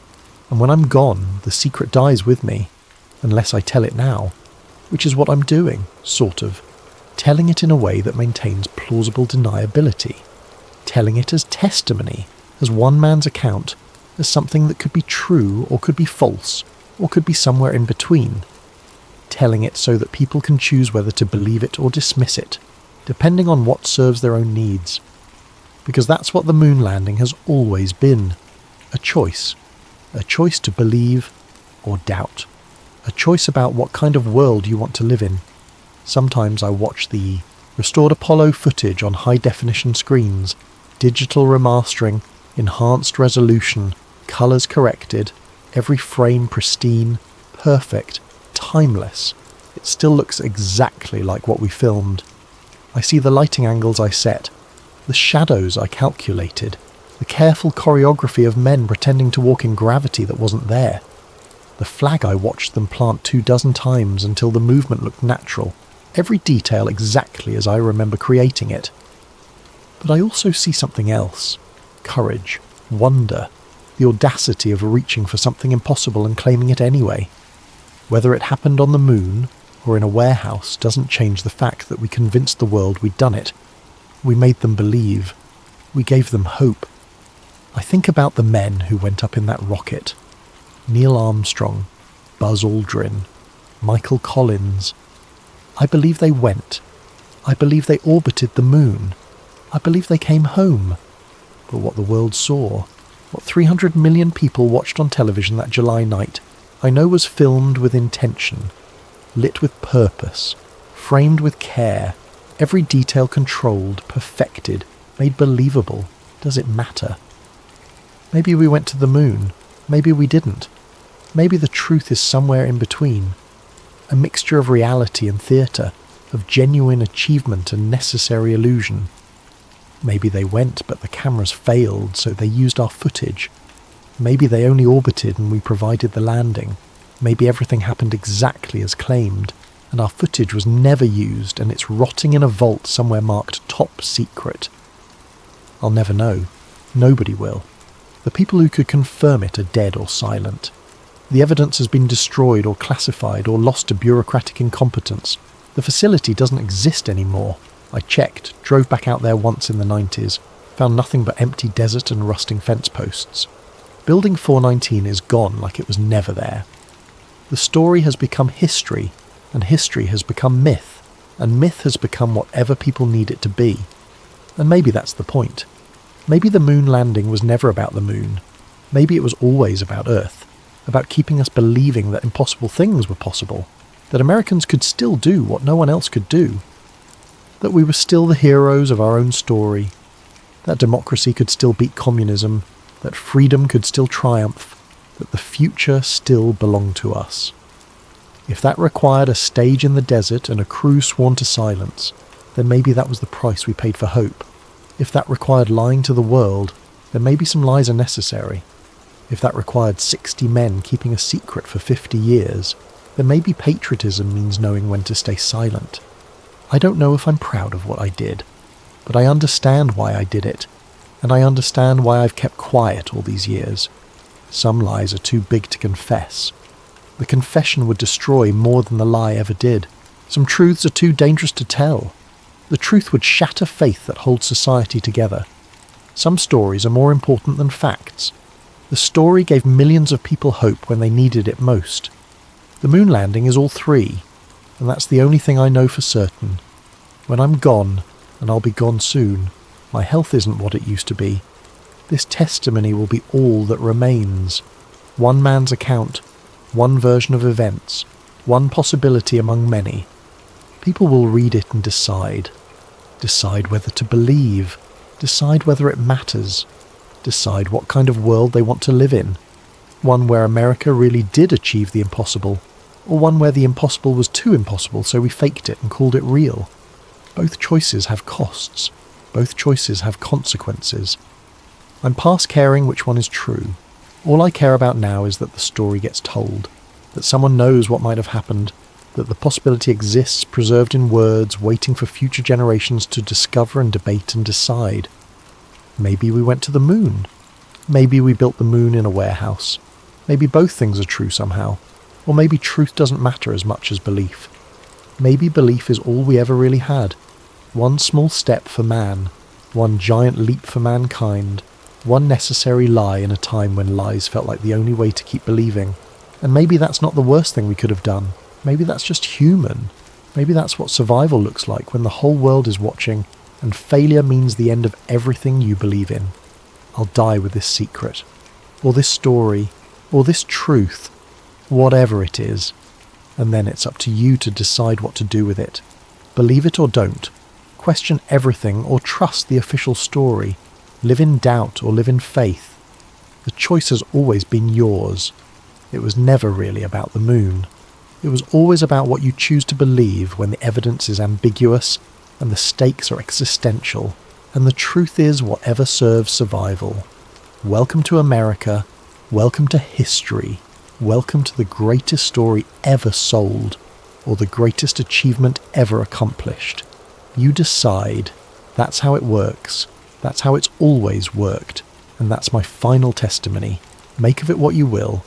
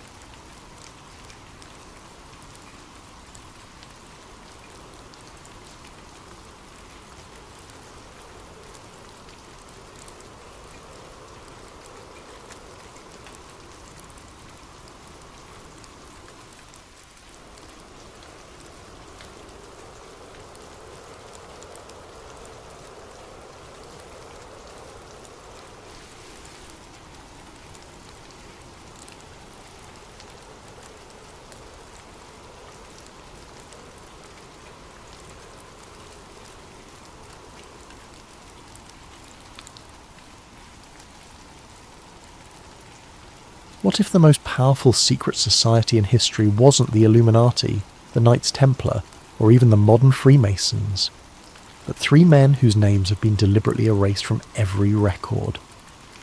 Tonight, we dive deep into the digital shadows to uncover a conspiracy so intricate, so carefully hidden, that discovering it might be the last thing you ever do. Before we begin, what conspiracy would you like us to investigate next? Ancient bloodlines controlling world governments, the real purpose behind social media algorithms, or perhaps something even darker lurking in the depths of the internet?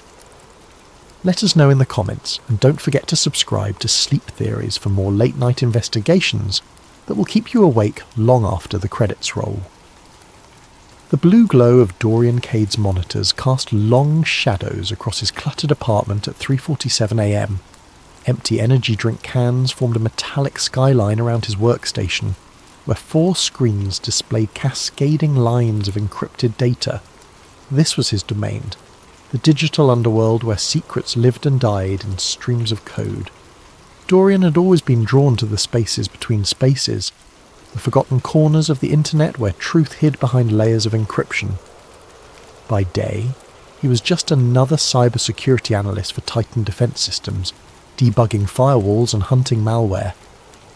But by night, he was something else entirely, a digital archaeologist, excavating buried information from the deepest recesses of the web.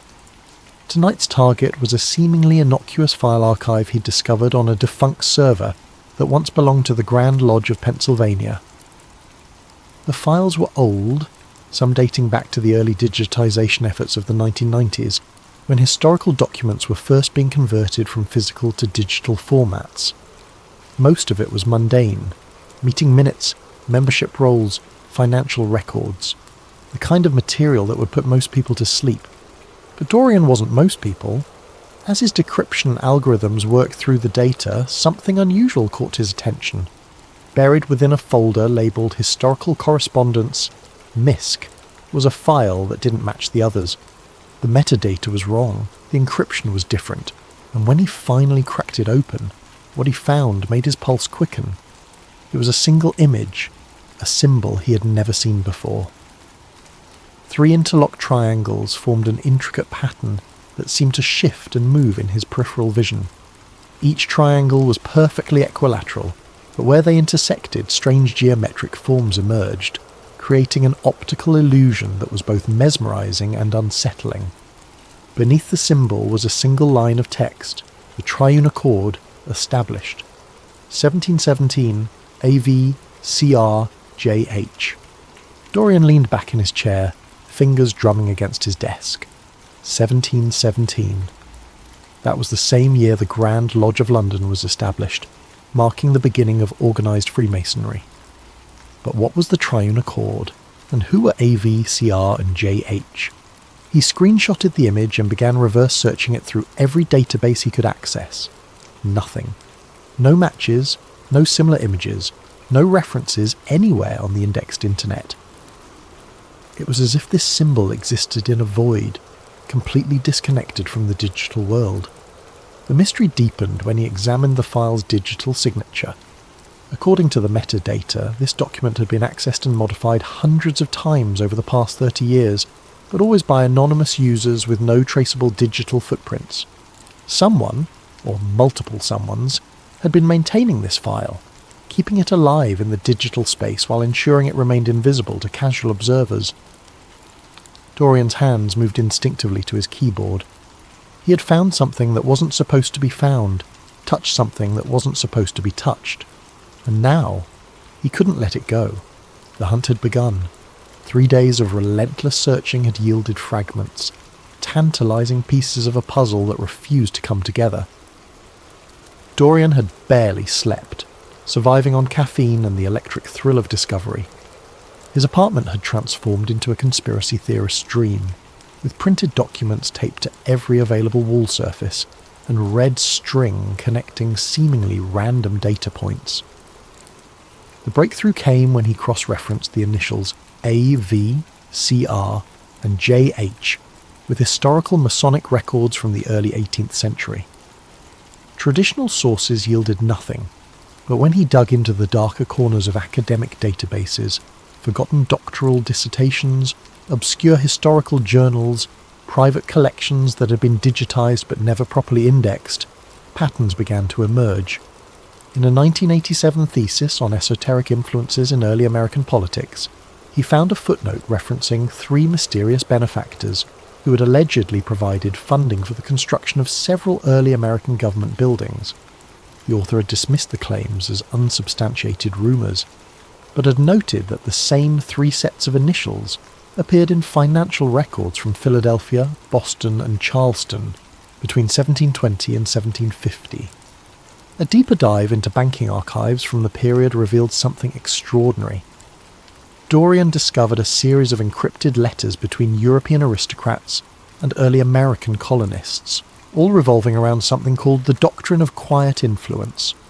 The letters, written in a cipher that had taken him 2 full days to crack, described a methodology for guiding human behaviour through subtle manipulation of symbols, language, and social structures. But it was the names that made his blood run cold. The letters were signed with the same initials, AV, CR, and JH. According to the correspondence, these 3 men weren't just wealthy benefactors. They were the architects of a new form of power, one that didn't rely on armies or political office, but on the manipulation of human psychology itself. They had studied the old mystery schools, the ancient techniques of persuasion and control, and had adapted them for a new age. One letter, dated 1734, was particularly chilling. The masses believe they choose their own thoughts, their own desires, their own leaders. They do not understand that choice itself can be manufactured, shaped like clay in the hands of those who understand the deeper mechanics of the human mind. We 3 have laid the foundation stones. Future generations will build upon our work without ever knowing our names. Dorian printed out the letter and pinned it to his wall next to the symbol of the 3 interlocked triangles. The pattern was starting to make sense. These weren't just random geometric shapes. They were a visual representation of the 3 founders' methodology.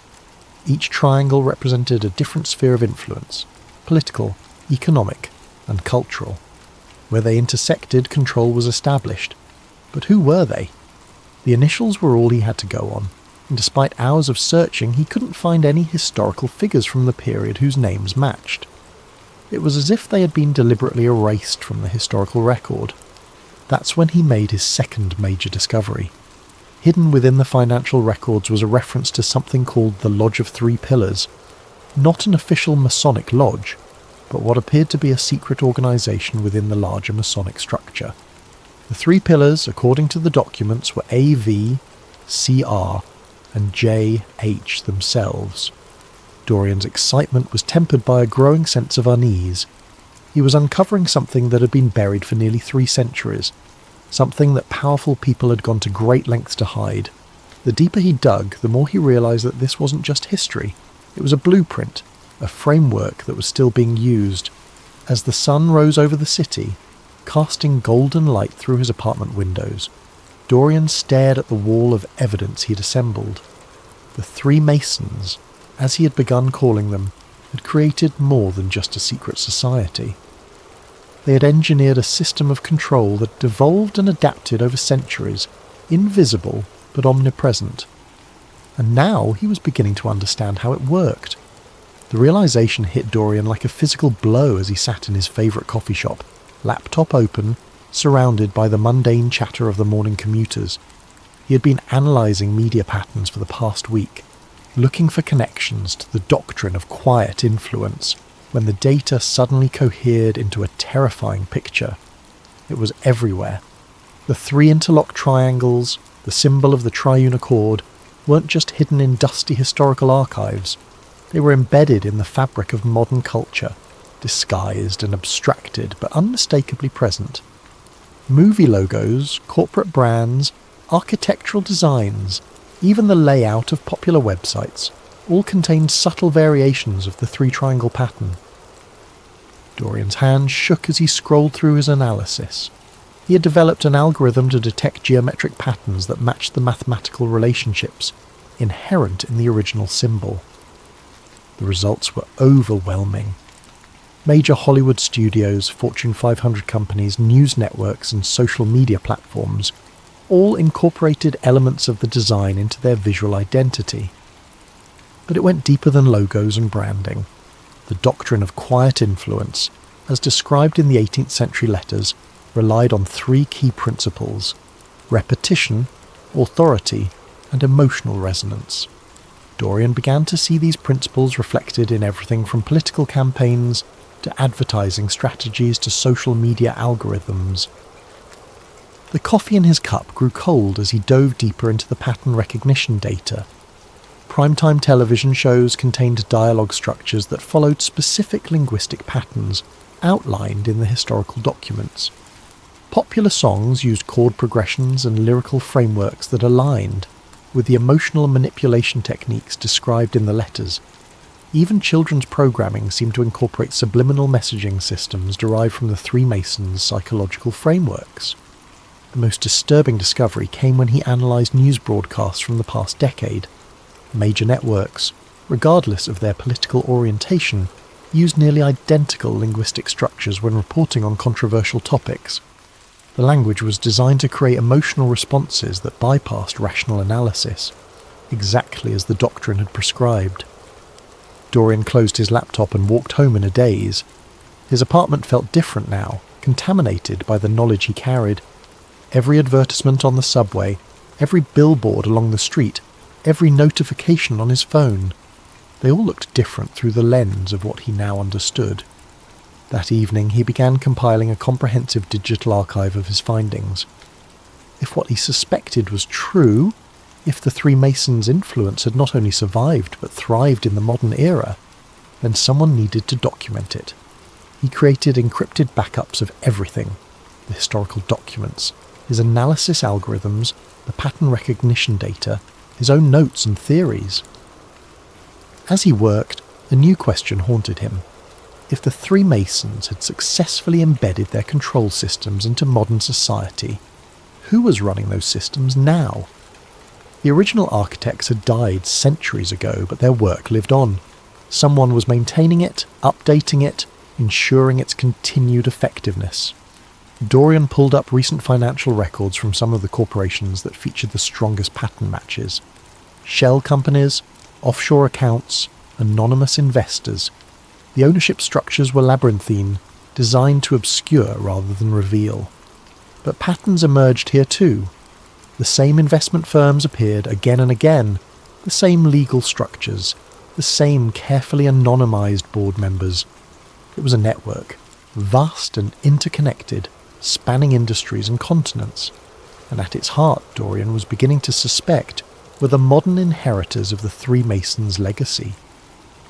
He named his archive the Veil Project and began preparing it for release. The world had a right to know about the invisible architecture of influence that shaped their daily lives, but as he prepared to upload his findings to multiple whistleblower platforms, his computer screen flickered.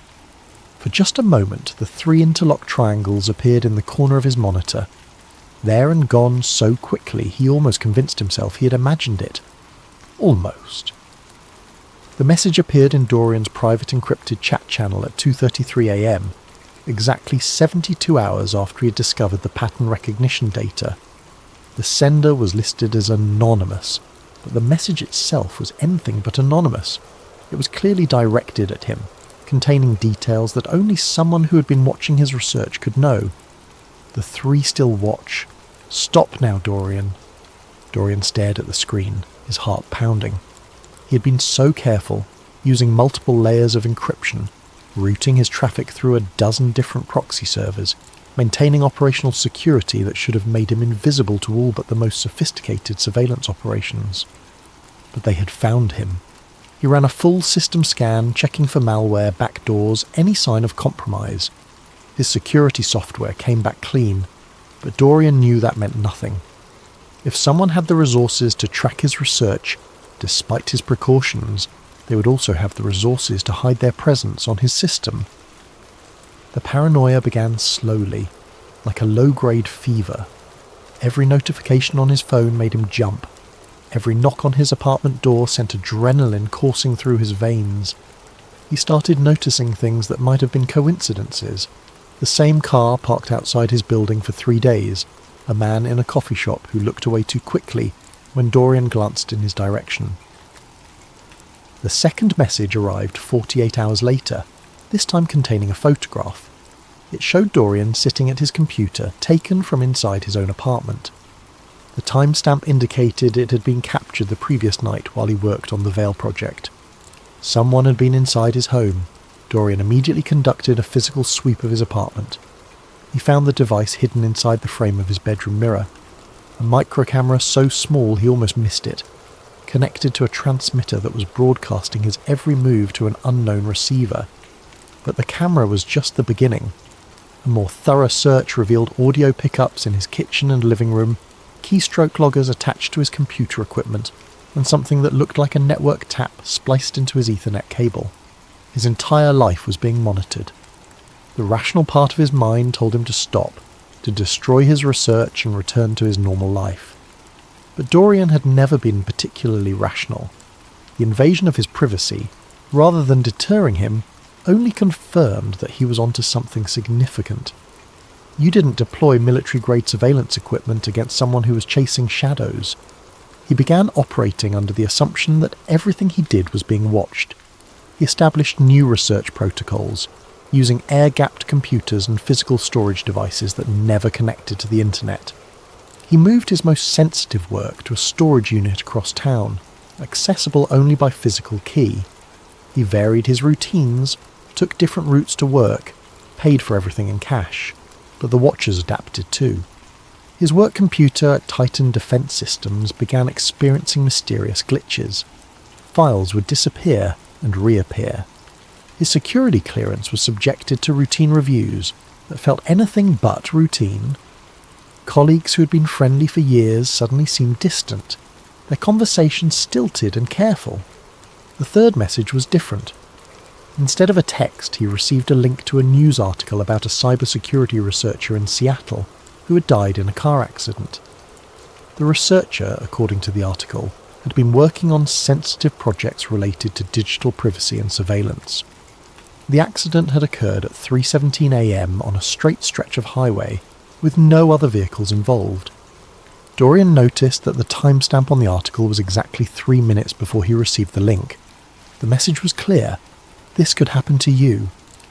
But by then, Dorian was too deep to surface. The Veil project had expanded beyond his original scope, becoming an obsession that consumed his waking hours and invaded his dreams. He had uncovered something that went beyond historical curiosity or academic research. The Three Masons weren't just a fascinating historical footnote, they were the architects of a system that was still actively shaping human society. And someone was willing to kill to keep that secret hidden. That night, Dorian made a decision that would change everything. If they wanted to silence him, they would have to find him first. He began preparations for what he called Project Deep Dive. A final comprehensive investigation that would either expose the truth about the three Masons or confirm his own paranoid delusions. Either way, he would have his answer. As he packed his research materials and prepared to disappear into the digital underground, Dorian caught a glimpse of his reflection in the bathroom mirror. He looked like a man who had seen too much, learned too much, gone too far down a rabbit hole that might not have an exit. But he also looked like a man who was finally fully alive. The abandoned subway station beneath downtown had been closed since 1962, but Dorian's research had revealed that its tunnels connected to a network of service corridors that ran beneath several government buildings. More importantly, the location offered something he desperately needed: complete isolation from digital surveillance. He had spent 3 days preparing his mobile command centre. Military-grade Faraday cages protected his equipment from electronic monitoring. Satellite internet connections routed through multiple international proxies provided connectivity that would be nearly impossible to trace. Battery packs and portable generators ensured he could operate for weeks without external power. The setup looked like something out of a post-apocalyptic thriller, and Dorian couldn't shake the feeling that it might represent his future. A life spent in the shadows, hunted by forces he barely understood. But it was here, in the depths beneath the city, that he finally breached what he had come to think of as the vault. The breakthrough came from an unexpected source. While analysing the financial networks he had discovered, Dorian noticed that several key transactions were processed through a server cluster housed in the Smithsonian Institution's digital archive facility. The Smithsonian servers weren't just repositories for historical documents. They were hosting active financial systems for the network of corporations connected to the Three Masons pattern. Using exploit tools from his defense contractor days, Dorian tunneled into the archive system through a maintenance portal that had been forgotten during a security update. What he found inside defied his wildest expectations. The vault wasn't a single database, it was an entire hidden internet, a shadow network that existed parallel to the visible web. Accessible only through specific cryptographic keys that appeared to be distributed to a select group of users, the vault contained terabytes of data spanning 3 centuries. The most recent files were mind-bending. Detailed psychological profiles of world leaders, media manipulation strategies updated in real time, algorithmic frameworks for managing public opinion through social media platforms. But it was the historical archives that truly shocked him. Digitized manuscripts described secret chambers beneath Washington, D.C., built during the Capitol's construction according to specifications provided by the Three Masons. The chambers weren't just meeting spaces. They were designed as psychological amplification devices, using acoustic engineering and symbolic geometry to enhance the persuasive power of those who spoke within them. Architectural drawings showed that the entire layout of the Capitol building, the White House, and the Supreme Court formed a massive version of the 3 interlocked triangles when viewed from above. The buildings weren't just symbols of American democracy, they were active components in a system designed to channel and focus political influence. But the most disturbing documents dealt with something called the Great Work, an ongoing project to gradually reshape human consciousness through systematic manipulation of culture, education, and information systems. The Great Work wasn't a conspiracy in the traditional sense. It was presented as a form of guided evolution, helping humanity develop according to principles established by the Three Masons. According to the documents, every major social movement of the past 2 centuries had been either initiated or co-opted by the inheritors of the Three Masons' legacy. Wars, revolutions, technological breakthroughs, cultural shifts, all were pieces in a vast game being played by invisible hands. And Dorian discovered that modern political speeches were crafted using linguistic frameworks, derived directly from the original doctrine of quiet influence.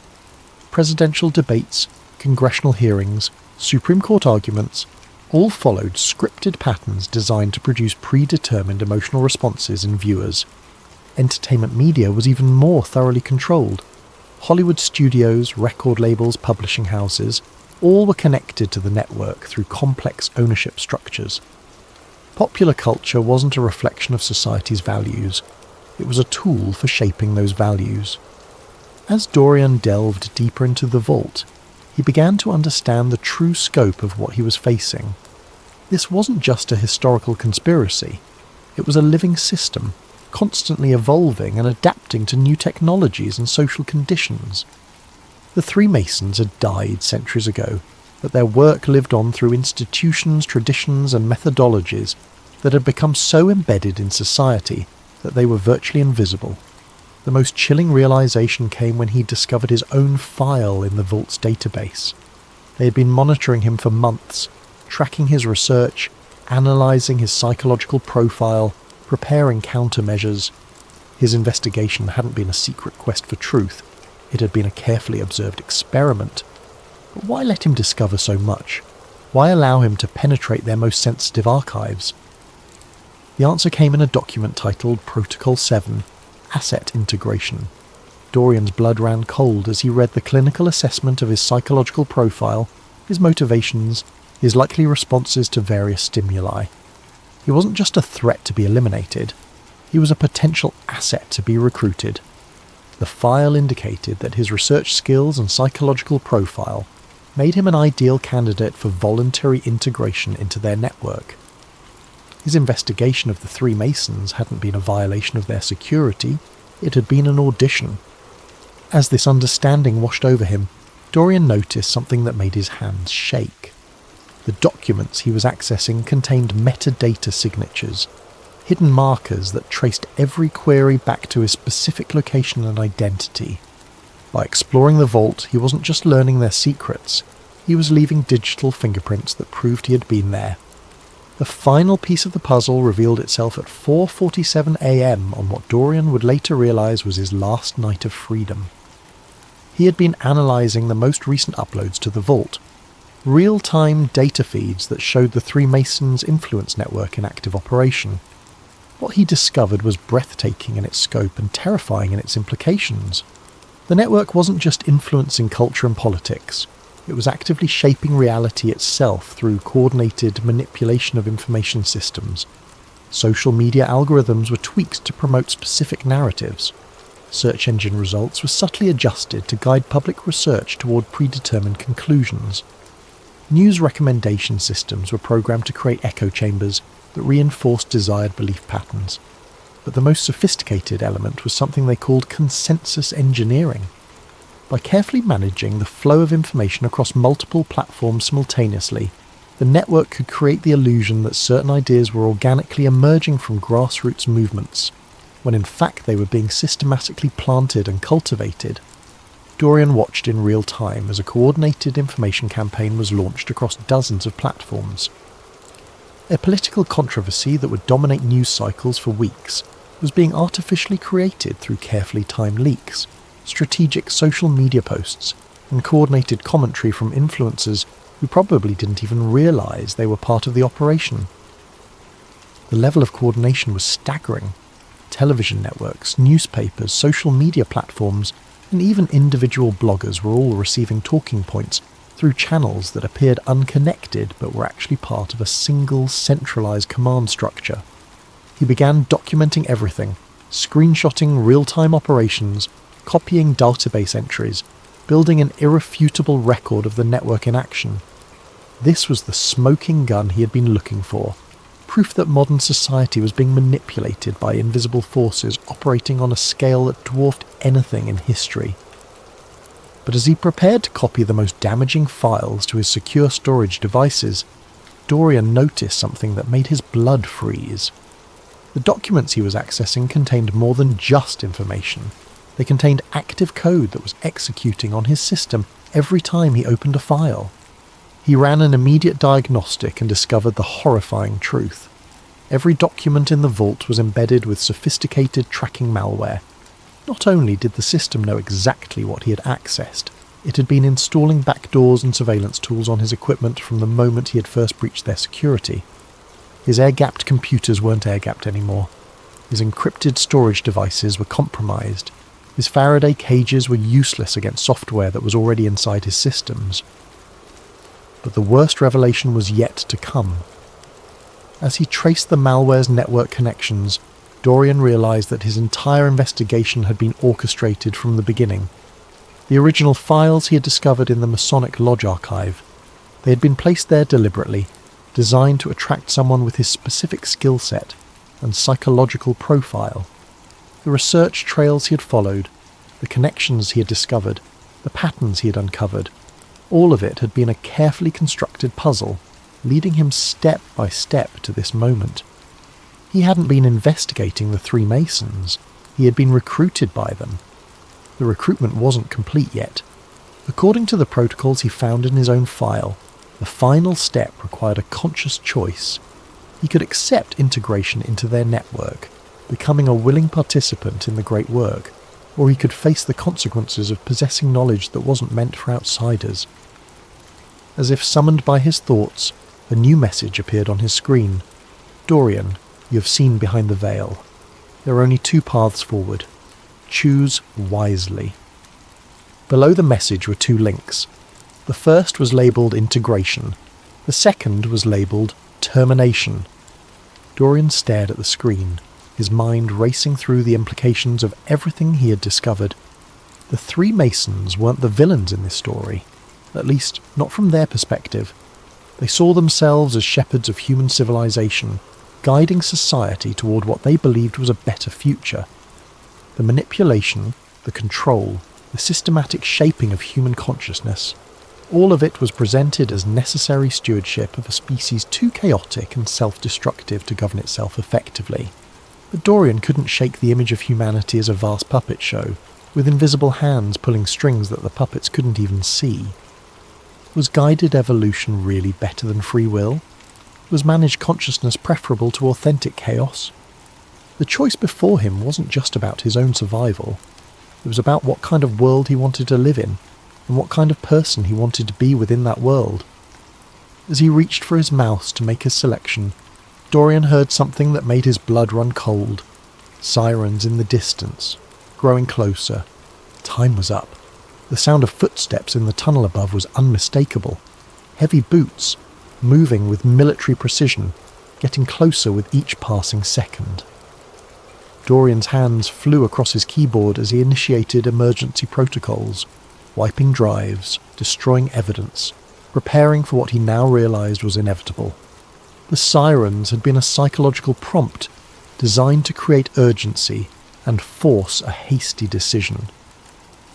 The real trap was much more elegant than simple law enforcement intervention. As Dorian frantically tried to secure his data, he discovered that his internet connection had been severed, not blocked, completely terminated at the infrastructure level. His backup satellite connections were jammed. His cellular network showed full signal strength but couldn't establish data connections. Even his emergency radio beacon was transmitting into empty air, its signals absorbed by sophisticated countermeasures he couldn't detect, but could feel pressing in around him like invisible walls. The isolation was complete and professional. Whoever was coming for him had surrounded him not just physically, but digitally, cutting off every possible avenue of communication or escape. But Dorian had one final card to play. Before establishing his underground command centre, he had prepared a dead man's switch, an automated system that would release his entire archive if he failed to check in within a specific time window. The system was housed on a server cluster in Eastern Europe, completely disconnected from his current location and impossible to trace back to him through conventional means. At least that's what he had believed. As he tried to access the dead man's switch, Dorian discovered that it too had been compromised. The activation codes had been changed, the server locations had been altered, and his backup authentication systems had been systematically disabled. Somehow they had anticipated and countered even his most paranoid contingency plans. The footsteps stopped directly above his hiding place. In the silence that followed, Dorian finally understood the true nature of the trap. He hadn't just been recruited, he had been studied, analysed, and predicted with mechanical precision. Every move he had made, every precaution he had taken, every paranoid contingency he had prepared, had been anticipated and accounted for. His investigation hadn't been a threat to their operations, it had been a demonstration of their capabilities. A voice echoed down from the tunnel above, calm and professional. "Mr. Cade, we need to talk." Dorian looked around his underground command centre. The sophisticated equipment, the military-grade security measures, the careful preparations that had taken weeks to implement. All of it was useless now. He had been allowed to build this fortress so that they could demonstrate how easily it could be bypassed. The voice continued. "Your research has been impressive. Your skills are exactly what we've been looking for. But the recruitment process needs to be completed according to protocol." Protocol. Everything with them was protocol, systematic and methodical. Even rebellion had to follow their rules, serve their purposes, advance their agenda. As the first figures began descending into his underground sanctuary, Dorian made one final desperate attempt to access his archive. If he could just upload something, anything, to prove that the three Masons were real and active, maybe someone else would continue the investigation. But his screens had already gone dark. His equipment was shutting down in sequence, responding to override commands that bypassed every security system he had installed. They weren't just capturing him, they were demonstrating complete dominance over his digital domain. The lead figure removed their helmet, revealing a middle-aged woman with kind eyes and a patient smile. She looked more like a librarian than a Black Ops operative, but her presence commanded the attention of everyone in the room. "Hello, Dorian," she said warmly. "My name is Dr. Ellen Drew, and I represent the contemporary stewards of the great work. You've impressed us greatly with your research, but I'm afraid you've also created a security situation that needs to be resolved." Dorian found his voice. "You mean eliminated?" Dr. Drew shook her head. "Integration, actually. Your psychological profile suggests you'd be much more valuable as a willing participant than as a cautionary tale. The choice is still yours, but I should mention that the termination option from earlier was never really on the table. We've invested too much in your development to waste that potential." As she spoke, Dorian realised that even his moment of apparent choice had been an illusion. The integration process had already begun the moment he first accessed their files. Every revelation, every discovery, every moment of apparent rebellion had been carefully orchestrated to bring him to this point. He wasn't being recruited, he was being harvested. Dr. Drew gestured to the equipment surrounding them. "All of this will be preserved, of course. Your research will continue, but with proper resources and institutional support. The three Masons' work is too important to be left to individual initiative, no matter how talented." Dorian stared at the woman who held his future in her hands. "And if I refuse?" "Then you'll be experiencing a very realistic simulation of refusal, while your consciousness is gradually adjusted to accept integration. We've found that the illusion of choice makes the process more comfortable for everyone involved. The trap was perfect because it had no exit. Resistance would be futile because resistance was part of the design. Even this conversation, even his growing horror at the situation, was probably being factored into some psychological algorithm designed to optimize his eventual compliance." As the implication sank in, Dorian felt something break inside him. Not his spirit, but his attachment to the idea that any of this had ever been real. His investigation, his discoveries, his moment of revelation, all of it had been a carefully crafted performance designed to transform him into whatever they needed him to become. The three Masons weren't just controlling society, they were controlling him. And the most terrifying part was that he was beginning to understand why. 6 months after Dorian Cade disappeared from his apartment in the middle of the night, fragments of his research began surfacing on obscure internet forums. Anonymous uploads appeared on file-sharing networks, containing encrypted archives that told a story of conspiracy and control spanning 3 centuries. The uploads were sporadic and seemingly random. A few documents here, some analysis there, portions of what appeared to be a larger investigation into something called the Three Masons. The files generated intense discussion in certain corners of the internet.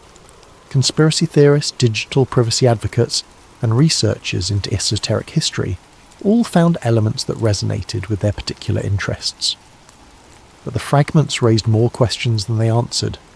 The documentation was sophisticated enough to suggest serious research, but incomplete enough to prevent any definitive conclusions. The historical elements were intriguingly plausible, but unverifiable through conventional sources.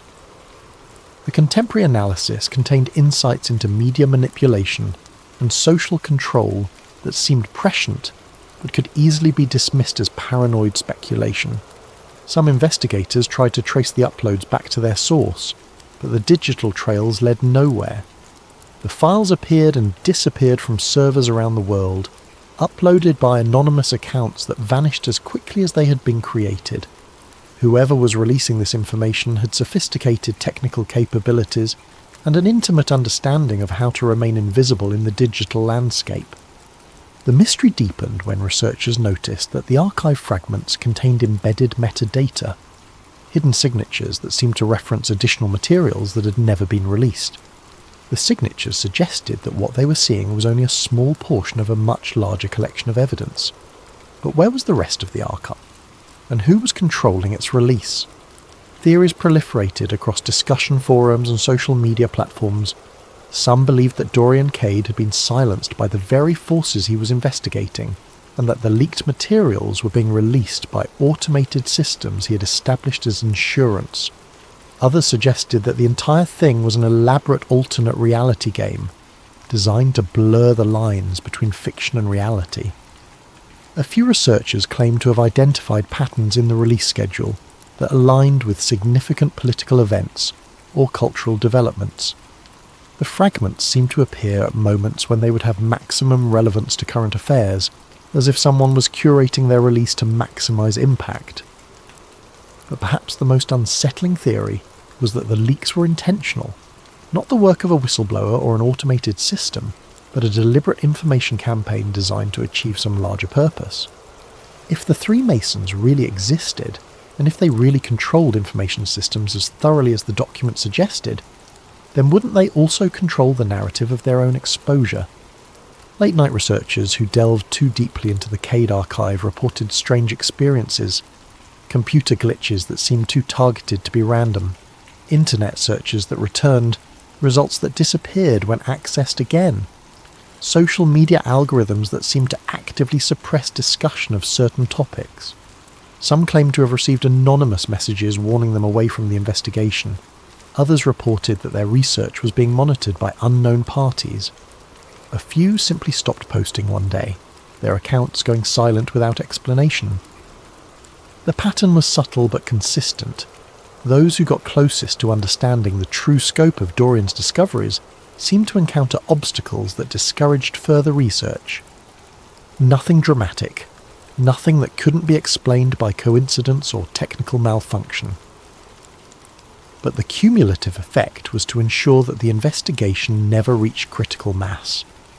And so the mystery of Dorian Cade and the three Masons remained unsolved, existing in the liminal space between truth and fiction, between revelation and misdirection.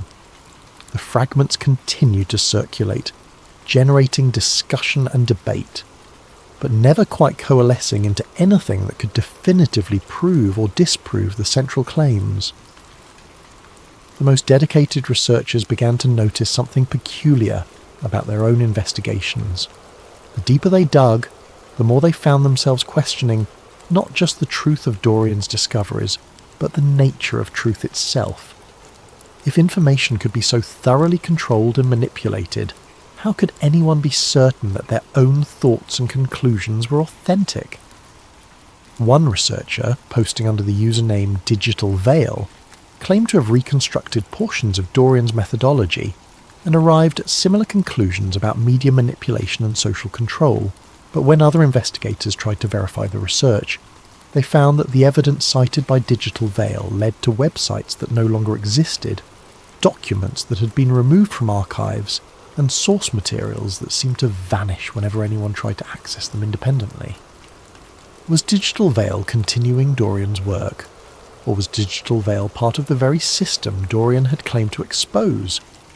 The question became even more complex when Digital Veil began posting increasingly sophisticated analysis that seemed to predict social and political developments with uncanny accuracy.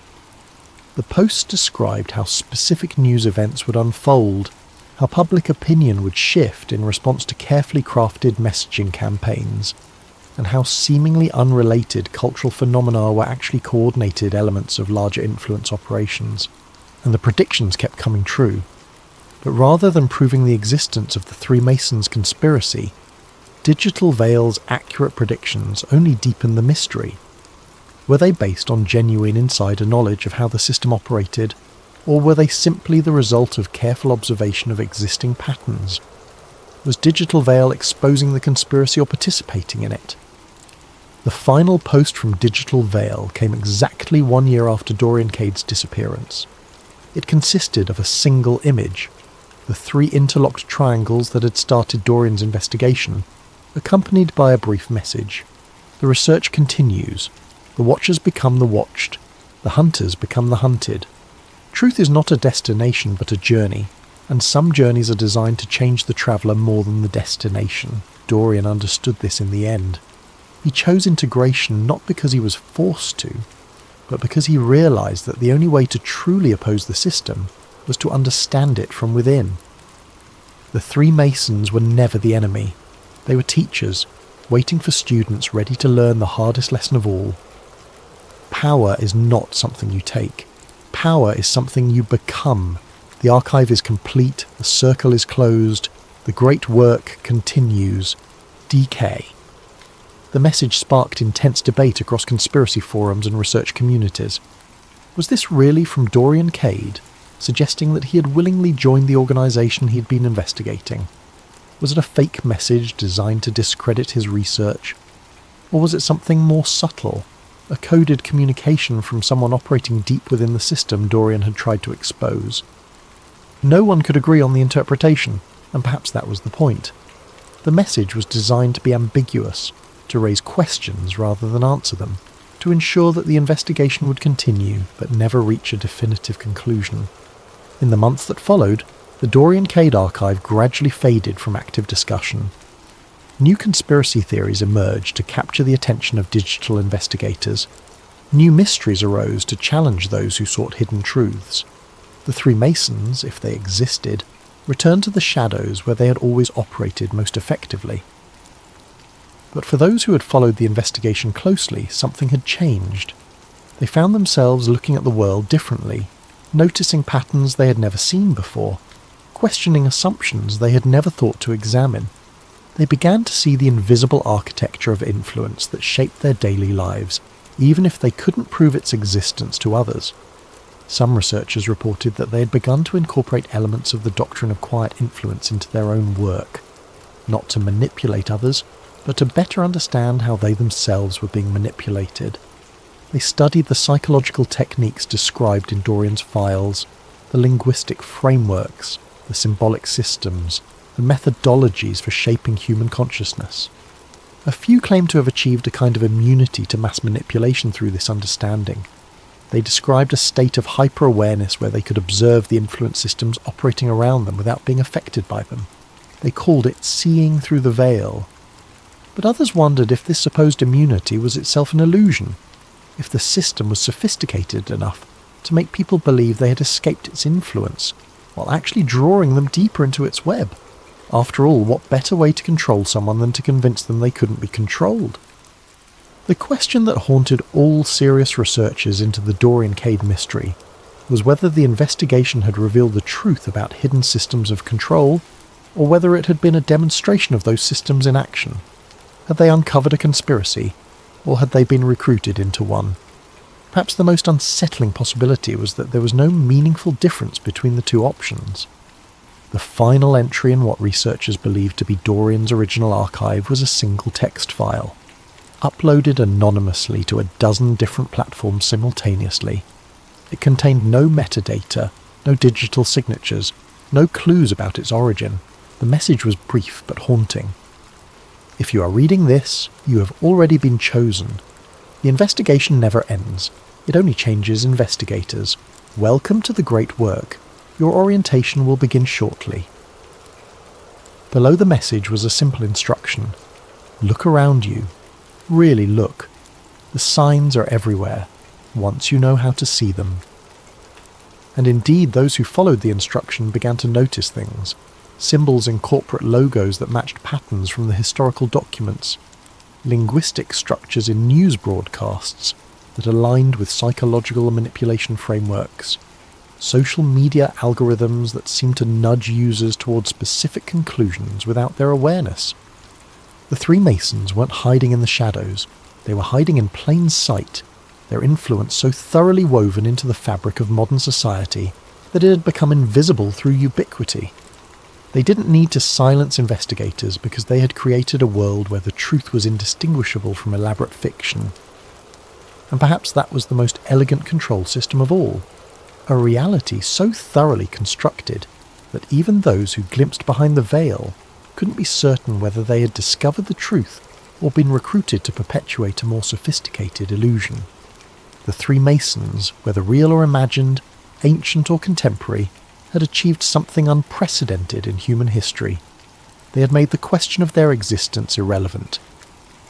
In a world where information could be infinitely manipulated and human consciousness systematically shaped, the distinction between reality and carefully crafted narrative had ceased to matter.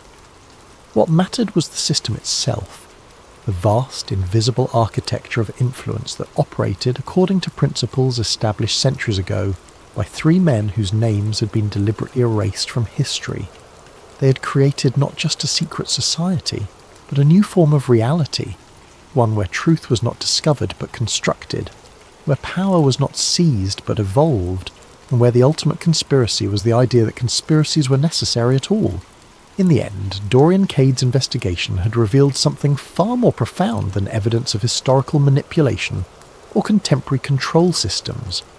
It had revealed the fundamental malleability of human consciousness and the terrifying possibility that reality itself was subject to editing by those who understood the deeper mechanics of perception and belief.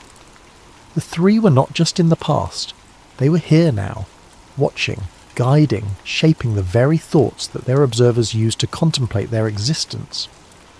They had transcended the crude mechanics of conspiracy to achieve something approaching digital godhood, the power to define reality itself. And the most beautiful part of their design was that it didn't matter whether anyone believed in them or not.